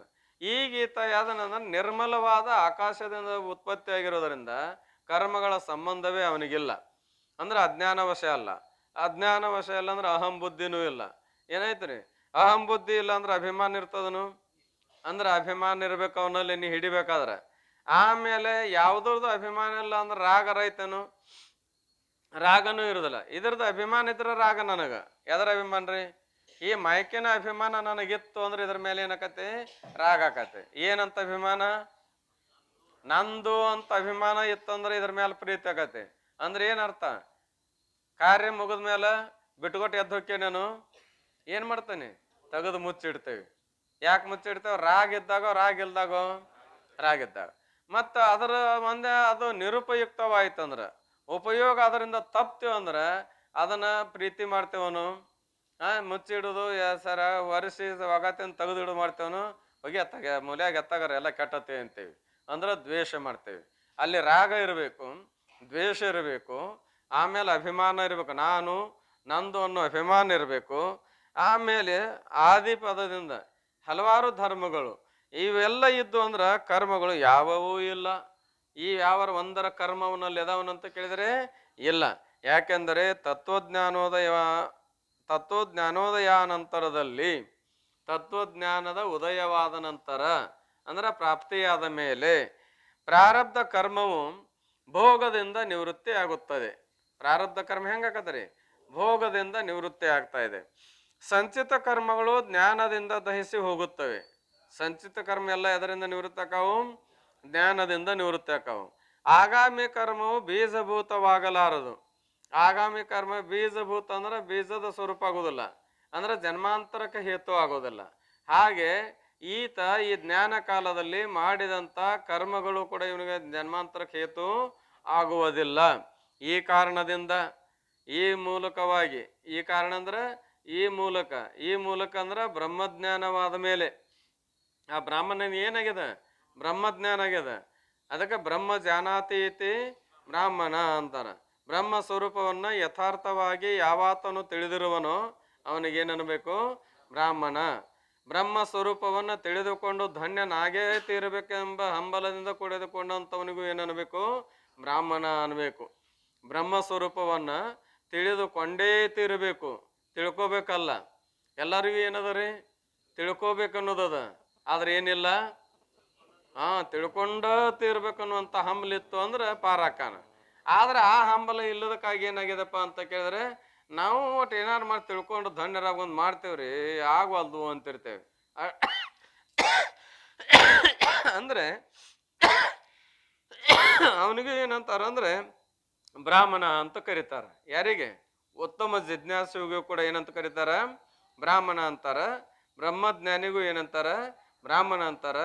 ಆ ಬ್ರಾಹ್ಮಣನಲ್ಲಿ ಈ ವ್ಯವಹಾರ ಸಿಗ್ತಾವನವನಲ್ಲಿ ಅಭಿಮಾನ ಆಗಲಿ, ರಾಗ ಆಗಲಿ, ದ್ವೇಷ ಆಗಲಿ, ಇನ್ನುಳಿದ ಯಾವುದೇ ಗುಣಗಳು ಅವನಲ್ಲಿ ದೊರೆಯಲಾರದೆ ಇರುವುದರಿಂದ ಅವ ಏನಾದಪ್ಪ ಅಂತಾರೆ? ಮುಕ್ತನಾಗಿರ್ತಾನೆ. ಅಂಥವನಿಗೆ ಯಾವ ಭೋಗದ ಸಂಬಂಧವೂ ಬರುವುದಿಲ್ಲ. ಏನು ಅಂದ್ರೆ ಪ್ರಾರಬ್ಧ ಭೋಗವನ್ನಾರ ಏನಪ್ಪ ಅನುಭವಿಸ್ತಾನಂದ್ರೆ ಕೂಡ ಉಂಡು ತೀರಿಸ್ತಾನ. ಅವನಿಗೇನದು ಹಾನಿ ಮಾಡುವುದಿಲ್ಲ. ಪ್ರಾರಬ್ಧ ಕರ್ಮ ಏನದ? ಉಂಡು ತೀರಿಸ್ತಾನ. ವಾಸ್ತವತ ವಿಚಾರ ಮಾಡಿದ್ರೆ ಪ್ರಾರಬ್ಧವೂ ಇಲ್ಲ ಜ್ಞಾನಿಗೆ. ಜ್ಞಾನಿ ಪುರುಷನಿಗೇನಿಲ್ಲ, ಪ್ರಾರಬ್ಧವೂ ಕೂಡ ಇಲ್ಲ. ಯಾಕಂದ್ರೆ ಪ್ರಮಾಣ ಬೋಧೆಲ್ಲ ಗಂಗಾಧರಪ್ಪನ ಮೇಲಿಂದ ಮೇಲೆ ಹೇಳ್ತಿದ್ರು. ಯಾಕಿಲ್ಲ ಅಂದ್ರೆ ಪ್ರಾರಬ್ಧವೆನಲ್ ಅಹಂಕಾರವು. ಪ್ರಾರಬ್ಧ ಪದಕ್ಕೆ ಅರ್ಥ ಏನು ಅಂದ್ರೆ ಅಹಂಕಾರ. ಅಹಂಕಾರ ಅಂದಮೇಲೆ ಅಹಂಕಾರ ಬ್ರಹ್ಮಜ್ಞಾನದಿಂದ ನಿವೃತ್ತಿ ಆಗಿಲ್ಲೋ? ಮತ್ತು ಪ್ರಾರಬ್ಧ ಕರ್ಮ ನಿವೃತ್ತಿ ಆಗಿಲ್ಲವೋ? ಆಗ್ಯದ. ಆಮೇಲೆ ಸಂಚಿತ ಆಗಾಮಿ ಕರ್ಮಗಳು ನಿವೃತ್ತಿ ಆಗ್ಯಾವ. ಜ್ಞಾನಾಗ್ನಿ ಸರ್ವಕರ್ಮಾನಿ ಭಸ್ಮಸಾತ್ ಕುರುತೆ ಅರ್ಜುನ ಅಂದ ಹಾಗೆ 3 ಕರ್ಮಗಳು ನಿವೃತ್ತಿ ಆಗ್ಯಾವ. ಮತ್ತು ಅಲ್ಲಿ ಹೆಂಗೆ ಬರ್ದಿಲ್ಲಲ್ರಿ? 3 ಕರ್ಮ ಅಂದಾಗ ಅಂದ್ರೆ ಎಲ್ಲಾ ಕರ್ಮ ಅಂದಾಗ್ಯಾದರೂ ಕೂಡ ಪ್ರಾರಬ್ಧ ಒಂದನ್ನು ಬಿಟ್ಟು ಸಂಚಿತ ಆಗಾಮಿ ಅಂತ ಅಷ್ಟೇ ಅರ್ಥ ಮಾಡ್ಬೇಕು ಅಂತ ಬರ್ದಾರಲ್ರಿ. ಅಂದ್ರೆ ನಮ್ಮಂತವ್ರ ಸಲುವಾಗಿ ಬರ್ದಾರ. ನಮ್ಮಂತವ್ರ ಸಲುವಾಗಿ ಅಂದ್ರೆ ನಾವೇನು ಹುಡುಕ್ತೇವೆ ಅವರಲ್ಲಿ ಅಂತ ಕೇಳಿ ಅವ್ನು ಬ್ರಹ್ಮಜ್ಞಾನಿ, ಅವ್ನಿಗೆ ಯಾವುದೂ ಸಂಬಂಧ ಇಲ್ಲ ಅಂತ ತಿಳ್ಕೊಳ್ಳೋದಿಲ್ಲ ನಾವು. ಯಾಕಪ್ಪ ಅವ್ರಿಗೆ ಹಾಕ್ಬೇಕಂಗ್ರಿ ಇದೆಲ್ಲ? ಆ ಮನೆ ಯಾಕೆ, ಮಠ ಹಾಕ್ಬೇಕು, ಅವ್ರಿಗೆ ಊಟ ಹಾಕಬೇಕು, ಯಾಕೆಲ್ಲ ಸುಳ್ಳಲ್ಲ ಅವ್ರ ಪಾಲಿಗೆ? ಪ್ರಾರಬ್ಧ ಕರ್ಮ ನಾಶ ಆಗ್ಯದ್ಮೇಲೆ ಅವ್ರಿಗೆ ಅದಕ್ಕೆ ಬೇಕು, ಮತ್ತೆ ಅದನ್ನ ಯಾಕೆ ಮಾಡ್ತಾರೆ ಅಂದಾಗ, ಇಲ್ಲಪ್ಪ ಪ್ರಾರಬ್ಧ ಕರ್ಮ ನಷ್ಟ ಆಗ್ಯದನು, ಅದು ಬಾಧಿತ ವೃತ್ತಿಯಿಂದ ತೋರ್ತಿರ್ತಾ ಇದೆ, ಉಂಡು ತೀರಿಸ್ಬೇಕಾಕತಿ ಅಂತ ಹೇಳ್ತಾರೆ. ಯಾರ ಸಲುವಾಗಿ ಹೇಳ್ಬೇಕಾಗ್ಯದ? ನಮ್ಮಂತ ಅಜ್ಞಾನಿ ಜೀವಿಗಳಿಗೋಸ್ಕರವಾಗಿ ಜ್ಞಾನಿಗೆ ಏನಪ್ಪಾ ಅಂದ್ರೆ ಪ್ರಾರಬ್ಧ ಉಂಡು ತೀರಿಸ್ತಾನಂತ ಹೇಳುವ ಅವಶ್ಯಕತೆ ಅದ. ಆದ್ರೆ ವಾಸ್ತವತ ವಿಚಾರ ಮಾಡಿದ್ರೆ ಎಂದ ಬ್ರಹ್ಮಜ್ಞಾನ ಆಗ್ಯದ ಅಂದ 3 ಕರ್ಮಗಳು ಏನಾಗಿರ್ತಾವು? ಸುಟ್ಟು ಹೋಗಿರ್ತಾ ಇದಾವ. ಭೋಗದಿಂದ ನಿವೃತ್ತಿ ಆಗ್ತದ ಅಂತ ಹೇಳೋದು ಯಾಕಂದ್ರೆ ನಮ್ಮ ಸಲುವಾಗಿ ಅದನ್ನೇನು ಕಟ್ಕೊಂಡು ಬಂದಾನ. ಮತ್ತು ಅದಕ್ಕೂ ಕಾರಣ ಏನು ಅಂತ ಕೇಳಿದ್ರೆ ಪೂರ್ವ ಪಕ್ಷ ಆಕ್ಷೇಪ ಮಾಡ್ತಾ ಇದ್ದಾನ. ಬ್ರಹ್ಮಜ್ಞಾನ ಆದ್ಮೇಲೆ ಏನು ನಿವೃತ್ತಿ ಆಯ್ತು? ಅಜ್ಞಾನ ನಿವೃತ್ತಿ ಆಯ್ತು. ಅಂದ್ರೆ ಉಪಾದಾನ ಕಾರಣ ನಿವೃತ್ತಿ ಆಯ್ತು. ಉಪಾದಾನ ಕಾರಣ ನಿವೃತ್ತಿ ಆದ್ರ ಕಾರ್ಯ ಅದು ನಿವೃತ್ತಿ ಆಗ್ಬೇಕು. ಮಣ್ಣು ನಿವೃತ್ತಿ ಆದ್ರೆ ಘಟ ನಿವೃತ್ತಿ ಆಕತ್ತೇನು? ಘಟ ಹಂಗ ಉಳಿತದೋ? ಘಟ ಸುಳ್ಳು ಅಂತ ತಿಳಿದ್ರೆ ಮಣ್ಣು ಇರ್ತದ. ಮಣ್ಣ ಸುಳ್ಳು ಅಂತ ತಿಳಿದ ಮೇಲೆ ಘಟನೂ ಸಿದ್ಧ ಆಕತ್ತೇನು? ಇಲ್ಲ. ಅಂದ್ರೆ ಉಪಾದಾನ ಕಾರಣವಾದ ಮಣ್ಣ ನಿವೃತ್ತಿ ಆದ್ಮೇಲೆ ಘಟವು ಹೇಗೆ ನಿವೃತ್ತಿ ಆಗ್ತದೆಯೋ ಹಾಗೆ ಅಜ್ಞಾನ ರೂಪ ಉಪಾದಾನ ಕಾರಣ ಬ್ರಹ್ಮಜ್ಞಾನದಿಂದ ನಿವೃತ್ತಿ ಆದ್ಮೇಲೆ ಈ ಜಗತ್ತಾಗ ತೋರ್ತದ ಹಂಗಾರ ಅಂದಾಗ ತೋರಾಕ ಕಾರಣ ಏನು ಅಂದ್ರೆ ತೋರಿದ್ರು ಕೂಡ ಬಾಧಿತಾನವೃತ್ತಿಯಿಂದ ತೋರುತ್ತದೆ. ಹೆಂಗ್ ತೋರ್ತಾ ಇದೆ? ಬಾಧಿತಾನವೃತ್ತಿಯಿಂದ. ಇಲ್ಲ ಅಂದ್ರೆ ಪ್ರಾರಬ್ಧ ಕರ್ಮ ಏನು ಮಾಡಿದ ಅಂದ್ರೆ ವಿಕ್ಷೇಪ ಶಕ್ತಿ ನಾಶ ಆಗ್ಬೇಕಾಗಿತ್ತು. ಇದೆಲ್ಲ ತೋರಿದ್ದೆ ಅದರಿಂದ ವಿಕ್ಷೇಪ ಶಕ್ತಿಯಿಂದ. ಅಜ್ಞಾನದಲ್ಲಿ 2 ಶಕ್ತಿ, ಒಂದು ಆವರಣ ಶಕ್ತಿ, ಒಂದು ವಿಕ್ಷೇಪ ಶಕ್ತಿ. ಉಳ್ಳ ಬ್ರಹ್ಮವನ್ನು ನಿಲ್ಲೆನಿಸುವುದು, ಇಲ್ಲದ ಲೋಕವನ್ನು ಉಂಟೆನಿಸುವುದು. ಇದ್ದ ಬ್ರಹ್ಮನಿಗ ಇಲ್ಲ ಅನ್ನಕಚ್ಚದ ಆವರಣ ಮಾಡಿದ್ದಕ್ಕಾಗಿ. ಮತ್ತು ಇಲ್ಲದ ಜಗತ್ತನ್ನು ತೋರ್ಸಾಕ ಹಚ್ಚೋದು ಅದಕ್ಕೆ ವಿಕ್ಷೇಪ ಶಕ್ತಿಯಿಂದ. ವಿಕ್ಷೇಪ ಶಕ್ತಿಯು ಕೂಡ ಅಜ್ಞಾನ ನಿವೃತ್ತಿ ಆದ್ಮೇಲೆ ಅಜ್ಞಾನಕೃತ ಎರಡು ಶಕ್ತಿಗಳು ಏನಾಗಬೇಕಾಗಿತ್ತು, ನಿವೃತ್ತಿ ಆಗ್ಬೇಕಾಗಿತ್ತು. ಅಜ್ಞಾನದ ಜನ್ಯನು ಅಜ್ಞಾನ ಜನ್ಯಲ್ಲೋ, ಮತ್ತು ಅಜ್ಞಾನಕ್ಕೆ ವಿರೋಧಿ ಜ್ಞಾನವ ಅಲ್ಲೋ, ಮತ್ತು ಅಜ್ಞಾನ ಜನ್ಯವಾದ ಆವರಣ ವಿಕ್ಷೇಪ ಎರಡು ನಿವೃತ್ತಿ ಆಗ್ಬೇಕಾಗಿತ್ತು. ಮತ್ತು ವಿಕ್ಷೇಪ ಯಾಕೆ ನಿವೃತ್ತಿ ಆಗಲಿಲ್ಲ ಅಂತ ಯಾರಾದರೂ ಕೇಳಿದ್ರೆ, ಪ್ರಾರಬ್ಧ ಕರ್ಮ ಪ್ರತಿಬಂಧಕದ. ಎದಕ್ಕೆ ವಿಕ್ಷೇಪ ಶಕ್ತಿ ನಿವೃತ್ತಿ ಆಗಾಕ ಪ್ರಾರಬ್ಧ ಕರ್ಮ ಏನದ ಪ್ರತಿಬಂಧಕ ಇರುವುದರಿಂದ ಆ ವಿಕ್ಷೇಪ ಶಕ್ತಿ ಪ್ರಾರಬ್ಧ ಕರ್ಮ ತೀರುತ್ತಾನ ತೋರ್ತದ. ಪ್ರಾರಬ್ಧ ಕರ್ಮ ತೀರ್ತೀವಿ ಅಂದ್ರೆ ಅದು ಕೂಡ ನಾಶವಾಗ್ತಾ ಇದೆ. ಆದರೆ ಅದಂದ್ರೆ ಉಂಡು ತೀರಿಸ್ತಾನೋ ಅಂತ ಇಷ್ಟ ಅರ್ಥ. ಯಾರು ಜ್ಞಾನಿ ಪುರುಷನು ಯಾವುದನ್ನ, ಪ್ರಾರಬ್ಧ ಭೋಗವನ್ನ. ಇನ್ನು ಸಂಚಿತ ಕರ್ಮಗಳು ಏನ್ರಿ, ಪ್ರಾರಬ್ಧ ಕರ್ಮ ಅಂದ್ರೆ ಯಾವ್ದಕ್ಕೆ ಅನ್ಬೇಕು ಕೇಳ್ಕೊಂಬಂದಿದ್ದೇವೆ. ಪ್ರಾರಬ್ಧ ಕರ್ಮ ಅಂದ್ರೆ ಯಾವ್ದಕ್ಕಂತಾವ್ರಿ?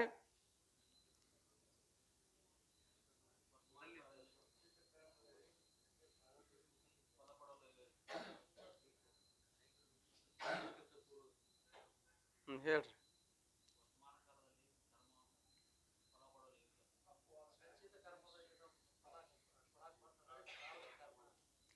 ಸಂಚಿತ ಕರ್ಮದಲ್ಲಿ ಪಕ್ವವಾದ ಕರ್ಮಗಳು ಫಲ ಕೊಡಲಿಕ್ಕೆ ಸಮ್ಮುಖವಾದಾಗ ಆ ಫಲದ ರೂಪದಿಂದ ಕೊಡಾಕ ಬಂದಂತ ಕರ್ಮಕ್ಕೆ ಏನಂತ ಕರೀತಾರ?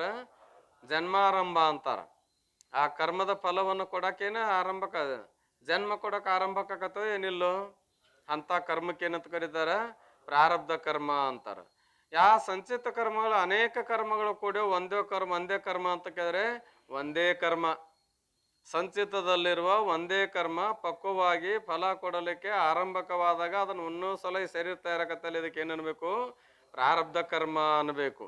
ಆಮೇಲೆ ಸಂಚಿತ ಕರ್ಮಗಳು ಅಂದ್ರೆ ಪೂರ್ವದಲ್ಲಿ ಅಂದ್ರೆ ಈ ದೇಹ ಬರೋಕ್ಕಿಂತ ಅನೇಕ ದೇಹಗಳನ್ನೇನು ಮನುಷ್ಯ ಜನ್ಮ ತೊಟ್ಟಿದ್ವಿ, ಆ ಜನ್ಮದಲ್ಲಿ ಮಾಡಿದಂತ ಅನೇಕ ಕರ್ಮಗಳು ಆ ನಂತರದಲ್ಲಿ ಅವು ಫಲಾರಂಭಕ ಇರುವುದಿಲ್ಲ, ಇನ್ನು ಫಲ ಕೊಡಲಿಕ್ಕೆ ಸಮ್ಮುಖವಾಗಿರಲ್ಲ. ಆದ್ರೆ ಜನ್ಮಾಂತರಕ್ಕೆ ಹೇತು ಇರ್ತಾವ. ಎದಕ್ಕೆ ಹೇತು ಅದಾವು? ಜನ್ಮಾಂತರಕ್ಕೆ ಹೇತು ಅದಾವು. ಆದ್ರೆ ಫಲ ಕೊಡಕ ಏನಿಲ್ಲ ಅಂದ್ರೆ ಆರಂಭಕ ಇಲ್ಲ. ಅವೆಲ್ಲವಕ್ಕೂ ಏನಂತ ಕರೀತಾರ? ಸಂಚಿತ ಕರ್ಮ ಅಂತಾರ. ಅವೆಲ್ಲವೂ ಯಾರ ಆಶ್ರಯದಲ್ಲಿರ್ತಾವು ಅಂತ ಕೇಳ್ರೆ ಅಜ್ಞಾನಕೃತ ಆವರಣದ ಆಶ್ರಯದಲ್ಲಿ ಇರ್ತಾವ. ಏನ್ ಯಾರ ಆಶ್ರಯದಲ್ಲಿ? ಅಜ್ಞಾನಕೃತ ಏನು ಆವರಣದ ಸ್ವರೂಪವನ್ನು ತಿಳಿಯಗೊಡಲಾರದಂತೆ ಮಾಡಿದ ಏನು ಆವರಣದ, ಆ ಆವರಣದ ಆಶ್ರಯದಲ್ಲಿ ಇರ್ತಾವ. ಯಾವ ಅಂತ ಕೇಳಿದ್ರೆ ಸಂಚಿತ ಕರ್ಮಗಳು. ಏನ್ರಿ ಫಲ ಕೊಡಕರ ಸಮ್ಮುಖ ಆಗಿಲ್ಲ, ಆಮೇಲೆ ಹಿಂದಿನ ಜನ್ಮದೊಳಗೆ ಮಾಡಿದ್ದು ಅದಾವು, ಆದ್ರೆ ಜನ್ಮಾಂತರಕ್ಕೆ ಹೇತು ಅದಾವ. ಕರೆ ಅವು ಎಷ್ಟು ಅದಾವಪ್ಪ ಅಂತ ಕೇಳಿದ್ರೆ ಇಷ್ಟ ಅಂತ ಹೇಳಿಕ್ಕೆ ಬರುವುದು ಇಲ್ಲ. ಏನು ಬರ್ತದ್ರಿ? ಇಷ್ಟ ಅಂತ ಹೇಳಕ ಬರುವುದಿಲ್ಲ. ಅಂದಮೇಲೆ ಅವಕ್ಕೆ ಏನನ್ಬೇಕು? ಸಂಚಿತ ಅಂತಾರ. ಈ ಸಂಚಿತ ಕರ್ಮಗಳು ಆವರಣ ಆಶ್ರಿತ ಅದಾವು. ಈ ಆವರಣವನ್ನ ಯಾವ್ದು ನಿವೃತ್ತಿ ಮಾಡ್ತಾ ಇದೆ? ಬ್ರಹ್ಮಜ್ಞಾನ ನಿವೃತ್ತಿ ಮಾಡ್ತಾ ಇದೆ. ಬ್ರಹ್ಮಜ್ಞಾನದಿಂದ ಆವರಣದ ನಿವೃತ್ತಿ ಆಯ್ತಂದ್ರ ಆವರಣದ ಆಶ್ರಯದಲ್ಲಿರುವಂತ ಕರ್ಮಗಳು ನಿವೃತ್ತಿ ಆಕವು, ಉಳಿತಾವ ಅಂತ ಕೇಳಿದ್ರೆ ಅವು ನಿವೃತ್ತಿ ಆಕವು. ಹೇಗಪ್ಪ ಅಂದ್ರೆ ಮನೆಗೆ ಹತ್ತಿದ ಬೆಂಕಿ ಅಂತೆ, ಇಲ್ಲ ಹಗೆಯಲ್ಲಿ ಹೊಕ್ಕ ನೀರಿನಂತೆ ಅಂತ ಹೇಳುದು.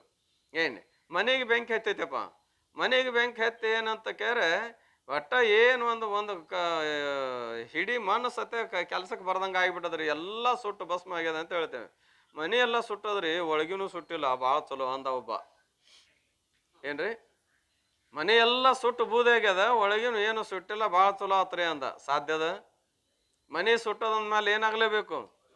ಒಳಗಿನ ಎಲ್ಲ ಸುಡ್ಲೇಬೇಕು. ಯಾಕ? ಮನೆ ಆಶ್ರಯದಲ್ಲಿರುವುದರಿಂದ ಮನೆನೇ ಬಾದ ಆದ್ಮೇಲೆ ಅವು ಬಾದಾಕವ. ಇಲ್ಲ ಹಗೆಯಲ್ಲಿ ನೀರು ಹೊಕ್ಕಂತೆ, ಹಗೆ ಒಳಗೆ ಏನಪ್ಪ ಅಂದ್ರೆ ಈಗೆಲ್ಲ ಅನುಭವ ಬರುದಿಲ್ಲ ಅವು. ಈಗೆಲ್ಲ ಏನಪ್ಪ ಅಂದ್ರೆ ಆ ವ್ಯವಸ್ಥಾನೇ ಇಲ್ಲಿ. ಮೊದಲೇ ಮಾತು ಏನ್ರಿ, ಭಾಳ ಆದ್ರೆ ಏನು ವರ್ಷಕ್ಕೊಂದು ಚೀಲ ಜೋಳ ಹತ್ತಾವ ಕೊಂಡು ತಿಂದ್ರಾಡೋದು ಅಂತ ತಿಳ್ಕೊಂಡು ಬೆಳೆಯೋದು ಇಲ್ಲ, ರಾಶಿ ಮಾಡೋದೂ ಇಲ್ಲ. ಈಗ ಮೊದಲೆಲ್ಲ ರೈತರು ಹೊಲದೊಳಗೆ ಕನಗನ್ನು ಮಾಡಿ ರಾಶಿ ಮಾಡ್ತಾ ಇದ್ರು, 100 ಚೀಲ ಜೋಳ ಬೆಳೀತಿದ್ರು. ಅವ್ರು ಈಗಿನ ಹಂಗೆ ರೊಕ್ಕದ ಆಸಕ್ಕಾಗಿ ರೇಟ್ ಐತೆ ಮಾರಿಬಿಡೋಣ ಅಂತ ಮಾರ್ತಿದ್ದಿಲ್ಲ. ಅವ್ರು ಏನು ಮಾಡ್ತಿದ್ರಪ್ಪ ಅಂತ ಕೇಳಿದ್ರೆ, ಈ ವರ್ಷ ಬೆಳೆದ ಬೆಳೆ 2 ವರ್ಷ ಆಗ್ಬೇಕದು. 2 ವರ್ಷದ ನಂತರದಲ್ಲಿ ಮತ್ತೆ ಸರಿಯಾಗಿ ಬೆಳೆ ಬಂದು ಕಾಳು ಹೆಚ್ಚಾದ್ರೆ 2 ವರ್ಷ ಆಗುವಷ್ಟು ಅನುಕೂಲ ಇಟ್ಕೊಂಡು ಹೆಚ್ಚಿಗೆ ಅದದ್ದು ಮಾರ್ತಿದ್ರು. ಬರೀ ಕಾಳು ಅಷ್ಟಲ್ಲ, ಮೇವು ಆದ್ರೂ ಅಷ್ಟೇ ಮಾಡ್ತಿದ್ರು.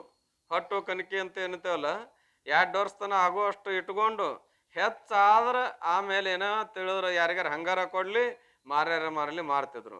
ಇವತ್ತಿನಂಗೆ ಅಲ್ಲೇ ಮಾರಿ ಮನೆಗೆ ಬರಗೈಲಿ ಬರ್ತಿದ್ದಿಲ್ಲ. ಏನು ಈಗಿನಾರಿಗೆ ಹಗೆ ಅಂದ್ರೆ ಗೊತ್ತಾಗೋದಿಲ್ಲ ಅನ್ನೋ ಸಲುವಾಗಿ. ಹಗೆ ಅಂದ್ರೆ ಏನು, ಬನಿವ್ ಅಂದ್ರೆ ಏನು ಎರಡೂ ಗೊತ್ತಾಗೋದಿಲ್ಲ ಈಗ. ಏನು ಹಗೆ ಅಂದ್ರೆ ಅವು ಇಲ್ಲಂದ್ರೆ 100 ಚೀಲ ಕಾಳ ಹಿಡಿಯುವಂಥವು. ಎಂಥವ್ರಿ? 100 ಚೀಲ ಹಾಕಿದ್ರು ಹಿಡಿಯುವಂಥ ಒಂದು ತೆಗ್ಗದು. ಅದಕ್ಕೆ ಹಗೆ ಅಂತ ಕರಿತೇವೆ. ಈಗ ಜೋಳ ಹಾಕಿ ಬಾಯಿಬಂಚೊಳಗೆ ಹಾಕಿ ಮುಚ್ಚಿದಾರ. ಮಳೆ ಭಾಳ ಆಗ್ಯದ. ಈಗಂತೂ ಮಳೆ ಏನಪ್ಪ ಅಲ್ಲೆಲ್ಲಿ ಭಾಳ ಭಯಂಕರ ಮಳೆ ಆಗಾಕತ್ತದ. ಬಿಲ್ಡಿಂಗ್ ಹೆಂಗೆ ಬೀಳ್ತಾವಪ್ಪ ಅಂತ ಕೇಳಿದ್ರೆ ಹೋಗು ಹುಡುಗನ ಕಾಲು ಬಡೋರು ಹೆಂಗೆ ದಬಕನ ಬೀಳ್ತಾನ ಹಂಗೆ ಬೀಳಕತ್ತಾವು. ಏನು ಹಾಗೆ ನೀರು ಮಳೆ ಭಾಳಾಗಿ ನೀರು ಹೊಕ್ತು ಎದರಾಗ್ರಿ ಹಗೆದಾಗ. ನೀರು ಹೊಕ್ಕ ಮೇಲೆ ಏನಾಯ್ತು ಅಂತ ಕೇಳಿದ್ರೆ ಮುಂದೆ ಸ್ವಲ್ಪ ರೈತ ಆದವ ಏನು ಹಗೆದಾಗ ನೀರು ಹೊಕ್ಕೋ ಏನು ಮಾಡಿದ ಮಳೆಯಾರ ಭಾಳ ಅಂತ ತೆಗೆದು ನೋಡಿದ. ತುಂಬ ನೀರು ಹೊಕ್ಕಿತ್ತು. ಈಗ ಆ ಹಗೆಯಾರ ತೆಗ್ಯಾಕಾರ ಇವಂಗೆ ಅನುಕೂಲ ಆಗತ್ತೇನು? ಇವು ತೆಗ್ಯಾಕೆ ಹೋಗ್ಬಿಡೋದನ್ನ ಕತ್ತರಿಸಿ ಬೀಳ್ತದ. ಹಗೆ ನಾಶ ಆಗ್ಯದ. ಹಗೆ ನಾಶ ಆದ್ರೆ ಹಗೆಯೊಳಗಿನ ಜೋಳ ನಾಶ ಆಗಿಲ್ಲ. ಅಲ್ಲ, ಹಗೆನ ನಾಶ ಆದ್ಮೇಲೆ ಹಗೆದನ್ ಜೋಳ ಉಳಿತಾವನು? ಹಗೆ ಯಾಕೆ ನಾಶ ಆಗ್ಯದ? ನೀರಿನಿಂದ. ಮತ್ತು ಆ ನೀರಿನಿಂದ ಹಗೆ ನಾಶ ಆದ್ಮೇಲೆ ಹಗೆಯ ಆಶ್ರಯದಲ್ಲಿರೋ ಕಾಳು ಕೊಡೆ ಏನಕ್ಕವು ನಾಶವಾಗಲೇಬೇಕು. ಹಂಗೆ ಇಲ್ಲಿ ನೀರಿನ ಸದೃಶವಾದದ್ದು ಅಥವಾ ಬೆಂಕಿಯ ಸದೃಶವಾದದ್ದು ಜ್ಞಾನ. ಆಮೇಲೆ ಏನಪ್ಪ ಅಂದ್ರೆ ಆವರಣ ರೂಪ ಹಗೆ. ಈ ಹಗೆಯೊಳಗೆ ಜೀವನ ಮಾಡಿದ ಕರ್ಮ ರೂಪ ಜೋಳದ ರಾಶಿ ಇವೆಲ್ಲ ಅದ್ರಾಗ ಅದಾವು. ಆ ಆವರಣ ರೂಪವಾದಂಥ ಹಗೆನೇ ಏನಾಯ್ತು? ಸುಟ್ಟು ಹೋಯ್ತು. ಆ ಸಂಚಿತ ಕರ್ಮ ಉಳಿಬೋದನು? ಉಳಿಯೋದಿಲ್ಲ. ಅಂದ್ರೆ ಬ್ರಹ್ಮಜ್ಞಾನಿಗೆ ಆವರಣದ ನಿವೃತ್ತಿ ದ್ವಾರ ಸಂಚಿತ ಕರ್ಮಗಳು ನಿವೃತ್ತಿ ಆಕ್ಕವು. ಅವು ಏನಪ್ಪ ಅಂದ್ರೆ ಇವನಿಗೆ ಫಲ ಕೊಡುವುದಿಲ್ಲ. ಏನ್ ಆಮೇಲೆ ಏನಾಯ್ತು ಅಂತ ಕೇಳಿದ್ರೆ ಆಗಾಮಿ ಕರ್ಮ. ಆಗಾಮಿ ಕರ್ಮ ಅಂದ್ರೆ ಬೀಜಭೂತ ಕರ್ಮ ಅಂತಾರ. ಈಗ ರೈತರು ಏನ್ ಮಾಡ್ತಿದ್ರು ಅಂದ್ರೆ ಈಗ ನಂಗೆ ಪ್ಯಾಕೆಟು ಅಲ್ಲೆಲ್ಲಿ ಹೋಗಿ ಚಲೋ ಕಂಪನಿ ಹುಡುಕ್ತಿದ್ದಿಲ್ಲ, ಹೊಲದಾಗ ಚಲೋ ಕಂಪನಿ ಹುಡುಕ್ತಿದ್ರು. ಮೊದಲು ರೈತರು ಏನ್ ಮಾಡ್ತಿದ್ರಿ? ಹೊಲದಾಗ ಚಲೋ ಕಂಪನಿ ಹುಡುಕ್ತಿದ್ರು. ಮತ್ತೊಬ್ಬರು ಊರಾಗ ಹೋಗಿ ಮತ್ತೊಂದು ಊರಾಗ ಹೋಗಿ ಇಲ್ಲಿ ನೋಡ್ತಿದ್ದಿಲ್ಲ. ತಮ್ಮ ಹೊಲದಾಗ ಚಲೋ ಕಂಪನಿ ನೋಡಿ ಆ ಕಂಪನಿ ಬೀಜ ತಂದು ಇಡ್ತಿದ್ರು ಮನ್ಯಾಗ. ಏನ್ರಿ ಅವು ಸರಿಯಾಗಿ ಕಾಳು ತುಂಬಿದಂತ ತೆನಿ ಹುಡುಕಿ ಏನ್ರಿ ಮುತ್ತ ನಂಗೆ ಹೆಣದಿರ್ಬೇಕು ಅವ ತೆನಿ ಅಂತ ತೆನಿ ಹುಡುಕಿ ತಮಗೆ ಎಷ್ಟು ಬಿತ್ತಬೇಕು ಎಷ್ಟು ಸೇರ್ ಜೋಳ ಬೇಕು ಅನ್ನೋದು ಕಲ್ಪನಾ ಇರ್ತದ ರೈತರಿಗೆ. ಏನ್ರಿ ಈಗ ನಂಗೆ ಅಳದಲ್ಲ, ತೆನಿ ಮೇಲೆ ಗುರ್ತಾ ಹಿಡಿತಿದ್ರು ಅವರು. ಅಂತ ಒಂದು 10, 20, 50, 100 ತೆನಿ ತಂದು ಆ ಉಣಚಿ ಇದನ್ನ ಮಾಡಿ ಗೊಂಚಲ ಮಾಡಿ ಕಟ್ಟಿ ನ್ಯಾಗೊಂದಿಗೆ ಜೋತ್ ಬಿಡ್ತಿದ್ರು. ಯಾರ್ರಿ? ರೈತರು. ಮುಂದೆ ಏನಪ್ಪಾ ಅಂದ್ರೆ ಬಿತ್ತೋ ಸಮಯಕ್ಕೆ ಅವನು ಉದುರಿಸಿ ಆಮೇಲೆ ಅದಕ್ಕೆ ಏನೇನು ಕ್ರಮ ಅದ ಎಲ್ಲ ಮಾಡ್ತಾ ಇದ್ರು. ಏನ್ ಈಗ ತೆನಿ ತಂದು ಕಟ್ಟ್ಯಾರಲ್ಲ, ಆದ್ರ ಅವೆಲ್ಲ ಸುಟ್ಟು ಹೋಗ್ಯವನು ಇಲ್ಲ. ಯಾಕೆ ಸುಟ್ಟು ಹೋಗುವವು? ಸಂಚಿತ ಕರ್ಮ. ಅವು ಉಂಡು ತಿರ್ಸುವನು ಉಂಡು ತಿರ್ಸುವ ಅಲ್ಲ. ಅವೇನದಾವ? ಬಿತ್ತು ಬೀಜ ಅದಾವ. ಮುಂದಿನ ವರ್ಷಕ್ಕೆ ಕಾರಣವು ಏನು? ಈ ಸದ್ಯ ಕಾರಣವು ಮುಂದಿನ ವರ್ಷಕ್ಕೆ. ಅವಕ್ಕೆ ಆಗಾಮಿ ಬೀಜ ಅಂತಾರ. ಹಾಗೆ ಈ ಜನ್ಮದಲ್ಲಿ ಈ ಮನುಷ್ಯ ಶರೀರಕ್ಕೆ ಬಂದ ಮೇಲೆ ಬ್ರಹ್ಮಜ್ಞಾನ ಆಗೋಕ್ಕಿಂತ ಪೂರ್ವದಲ್ಲಿ, ಬ್ರಹ್ಮಜ್ಞಾನ ಆದ ನಂತರದಲ್ಲಿ ಮಾಡಿದ ಕರ್ಮ ಏನದಲ್ಲ, ವಿಹಿತ ಕರ್ಮ ಆಗಲಿ ನಿಷಿದ್ಧ ಕರ್ಮಗಳಾಗಲಿ, ಈ ಎಲ್ಲ ಕರ್ಮಗಳು ಏನಾಗ್ಯಾವ ಅಂತ ಕೇಳಿದ್ದಾರೆ ಅವನಿಗೆ ಫಲ ಕೊಡುವುದಿಲ್ಲ. ಯಾಕೆ ಕೊಡೋದಿಲ್ಲ ಅಂತ ಕೇಳಿದ್ರೆ ಬ್ರಹ್ಮಜ್ಞಾನದ ಬಲದಿಂದ ಅವನಲ್ಲಿ ಏನು ಅಭಿಮಾನದ? ನಾನು ಅಕರ್ತ ಏನದನೆ ಅವನಲ್ಲಿ ಅಭಿಮಾನ ಇಲ್ಲ. ನಾ ಕರ್ತ ಅನ್ನೋ ಅಭಿಮಾನವೂ ಇಲ್ಲ, ಮತ್ತು ಭೋಕ್ತ ಅನ್ನೋ ಅಭಿಮಾನ ಬರ್ಬೋದನು. ಕರ್ತೃತ್ವ ಭೋಕ್ತೃತ್ವದ ಅಭಿಮಾನರಹಿತನಾಗಿರುವುದರಿಂದ ಯಾರು?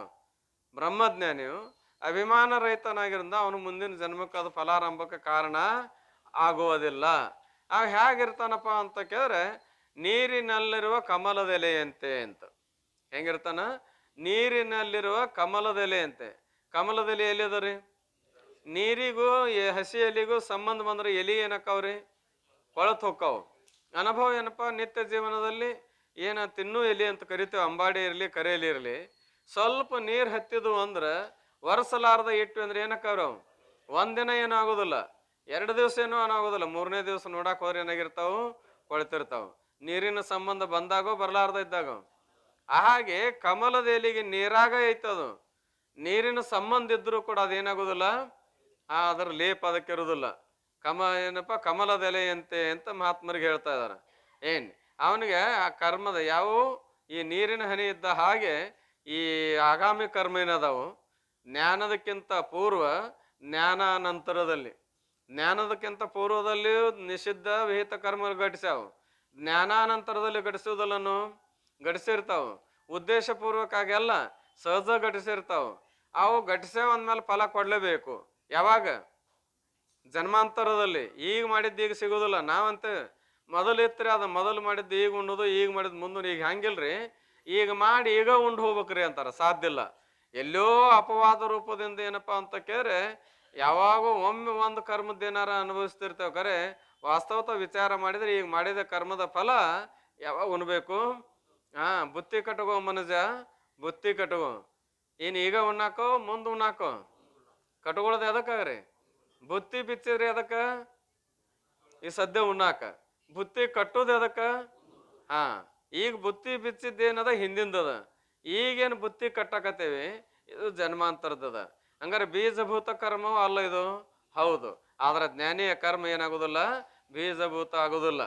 ಅವೇನಪ್ಪ ಅಂದ್ರೆ ಅದಕ್ಕೆ ಸಂಬಂಧ. ಯಾಕಂದ್ರೆ ಅಕರ್ತ, ನಾನು ಕರ್ತನಲ್ಲ ಅಂದ್ರೆ ಅದರ ಅಭಿಮಾನ ಇಲ್ಲ ಅವನಿಗೆ. ಮತ್ತೆ ನಾವು ಕರ್ಮಗಳು ಮತ್ತು ಫಲ ಕೊಡಲಾರ್ದ ನಾಶ ಆಗುದಿಲ್ಲ ಅಂತ ಹೇಳ್ತೀರಿ. ಮತ್ತೆ ಏನಾಯ್ತು, ಅವಕುರ್ ಗತಿ ಏನಾಯ್ತು ಅಂತ ಕೇಳಿದ್ರೆ, ಯಾವ ಸಕಾಮಿ ಭಕ್ತ ಅದನ, ಸಕಾಮಿ ಭಕ್ತ ಆಮೇಲೆ ನಿಂದಕ ಇಬ್ರು ಅದಾರ ಏನ್ರಿ. ಸಕಾಮಿ ಭಕ್ತ ನಿಷ್ಕಾಮಿ ಭಕ್ತಗಲ್ಲ. ಮತ್ತ ಸಕಾಮಿ ಭಕ್ತನಿಗೆ ಅವ್ರು ಮಾಡಿದ ಪುಣ್ಯದ ಫಲ ಹೊಕ್ಕತೆ. ಯಾರು ಮಾಡಿದ್ರಿ? ಬ್ರಹ್ಮಜ್ಞಾನಿ ಪುರುಷ ಜ್ಞಾನದಕ್ಕಿಂತ ಪೂರ್ವದಲ್ಲಿ ಆಗ್ಲಿ ಜ್ಞಾನಾನಂತರದಾಗ್ಲಿ ಮಾಡಿದ ಪುಣ್ಯದ ಫಲ ಯಾರಿಗೆ ಹೋಗತಿ? ಸಕಾಮಿ ಭಕ್ತನಿಗೆ ಹೋಗ್ತಾ ಇದೆ. ಆಮೇಲೆ ನಿಷಿದ್ಧ ಕರ್ಮದ ಫಲ ಪಾಪ ಯಾರಿಗೆ ಹೋಗತ್ತೆ ಅಂತ ಕೇಳಿದ್ರೆ ನಿಂದಕನಿಗೆ ಹೋಗ್ತಾ ಇದೆ.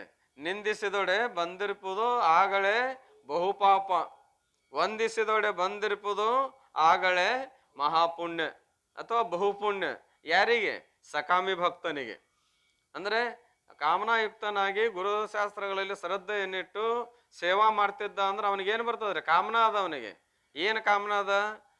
ನನ್ನ ಬಂಧು ಬಾಂಧವರು ಎಲ್ಲ ಏನೇನು ಅಂತ ನಂದ ಹಿಡ್ದನ ಅದೆಲ್ಲ ಚಂದ ಆಗಿರ್ಲಿ, ನನಗೆ ಇಲ್ಲದ ಅದು ಏನು ಆಸೆ ಇರ್ತ ಅದು ಪ್ರಾಪ್ತವಾಗಲಿ ಅಂತ ಬಸಿಸಿರ್ತಾನ. ಅವನಿಗೆ ಅವ್ರು ಮಾಡಿದ ಪುಣ್ಯ ಹೋಗ್ತಾ ಇದೆ.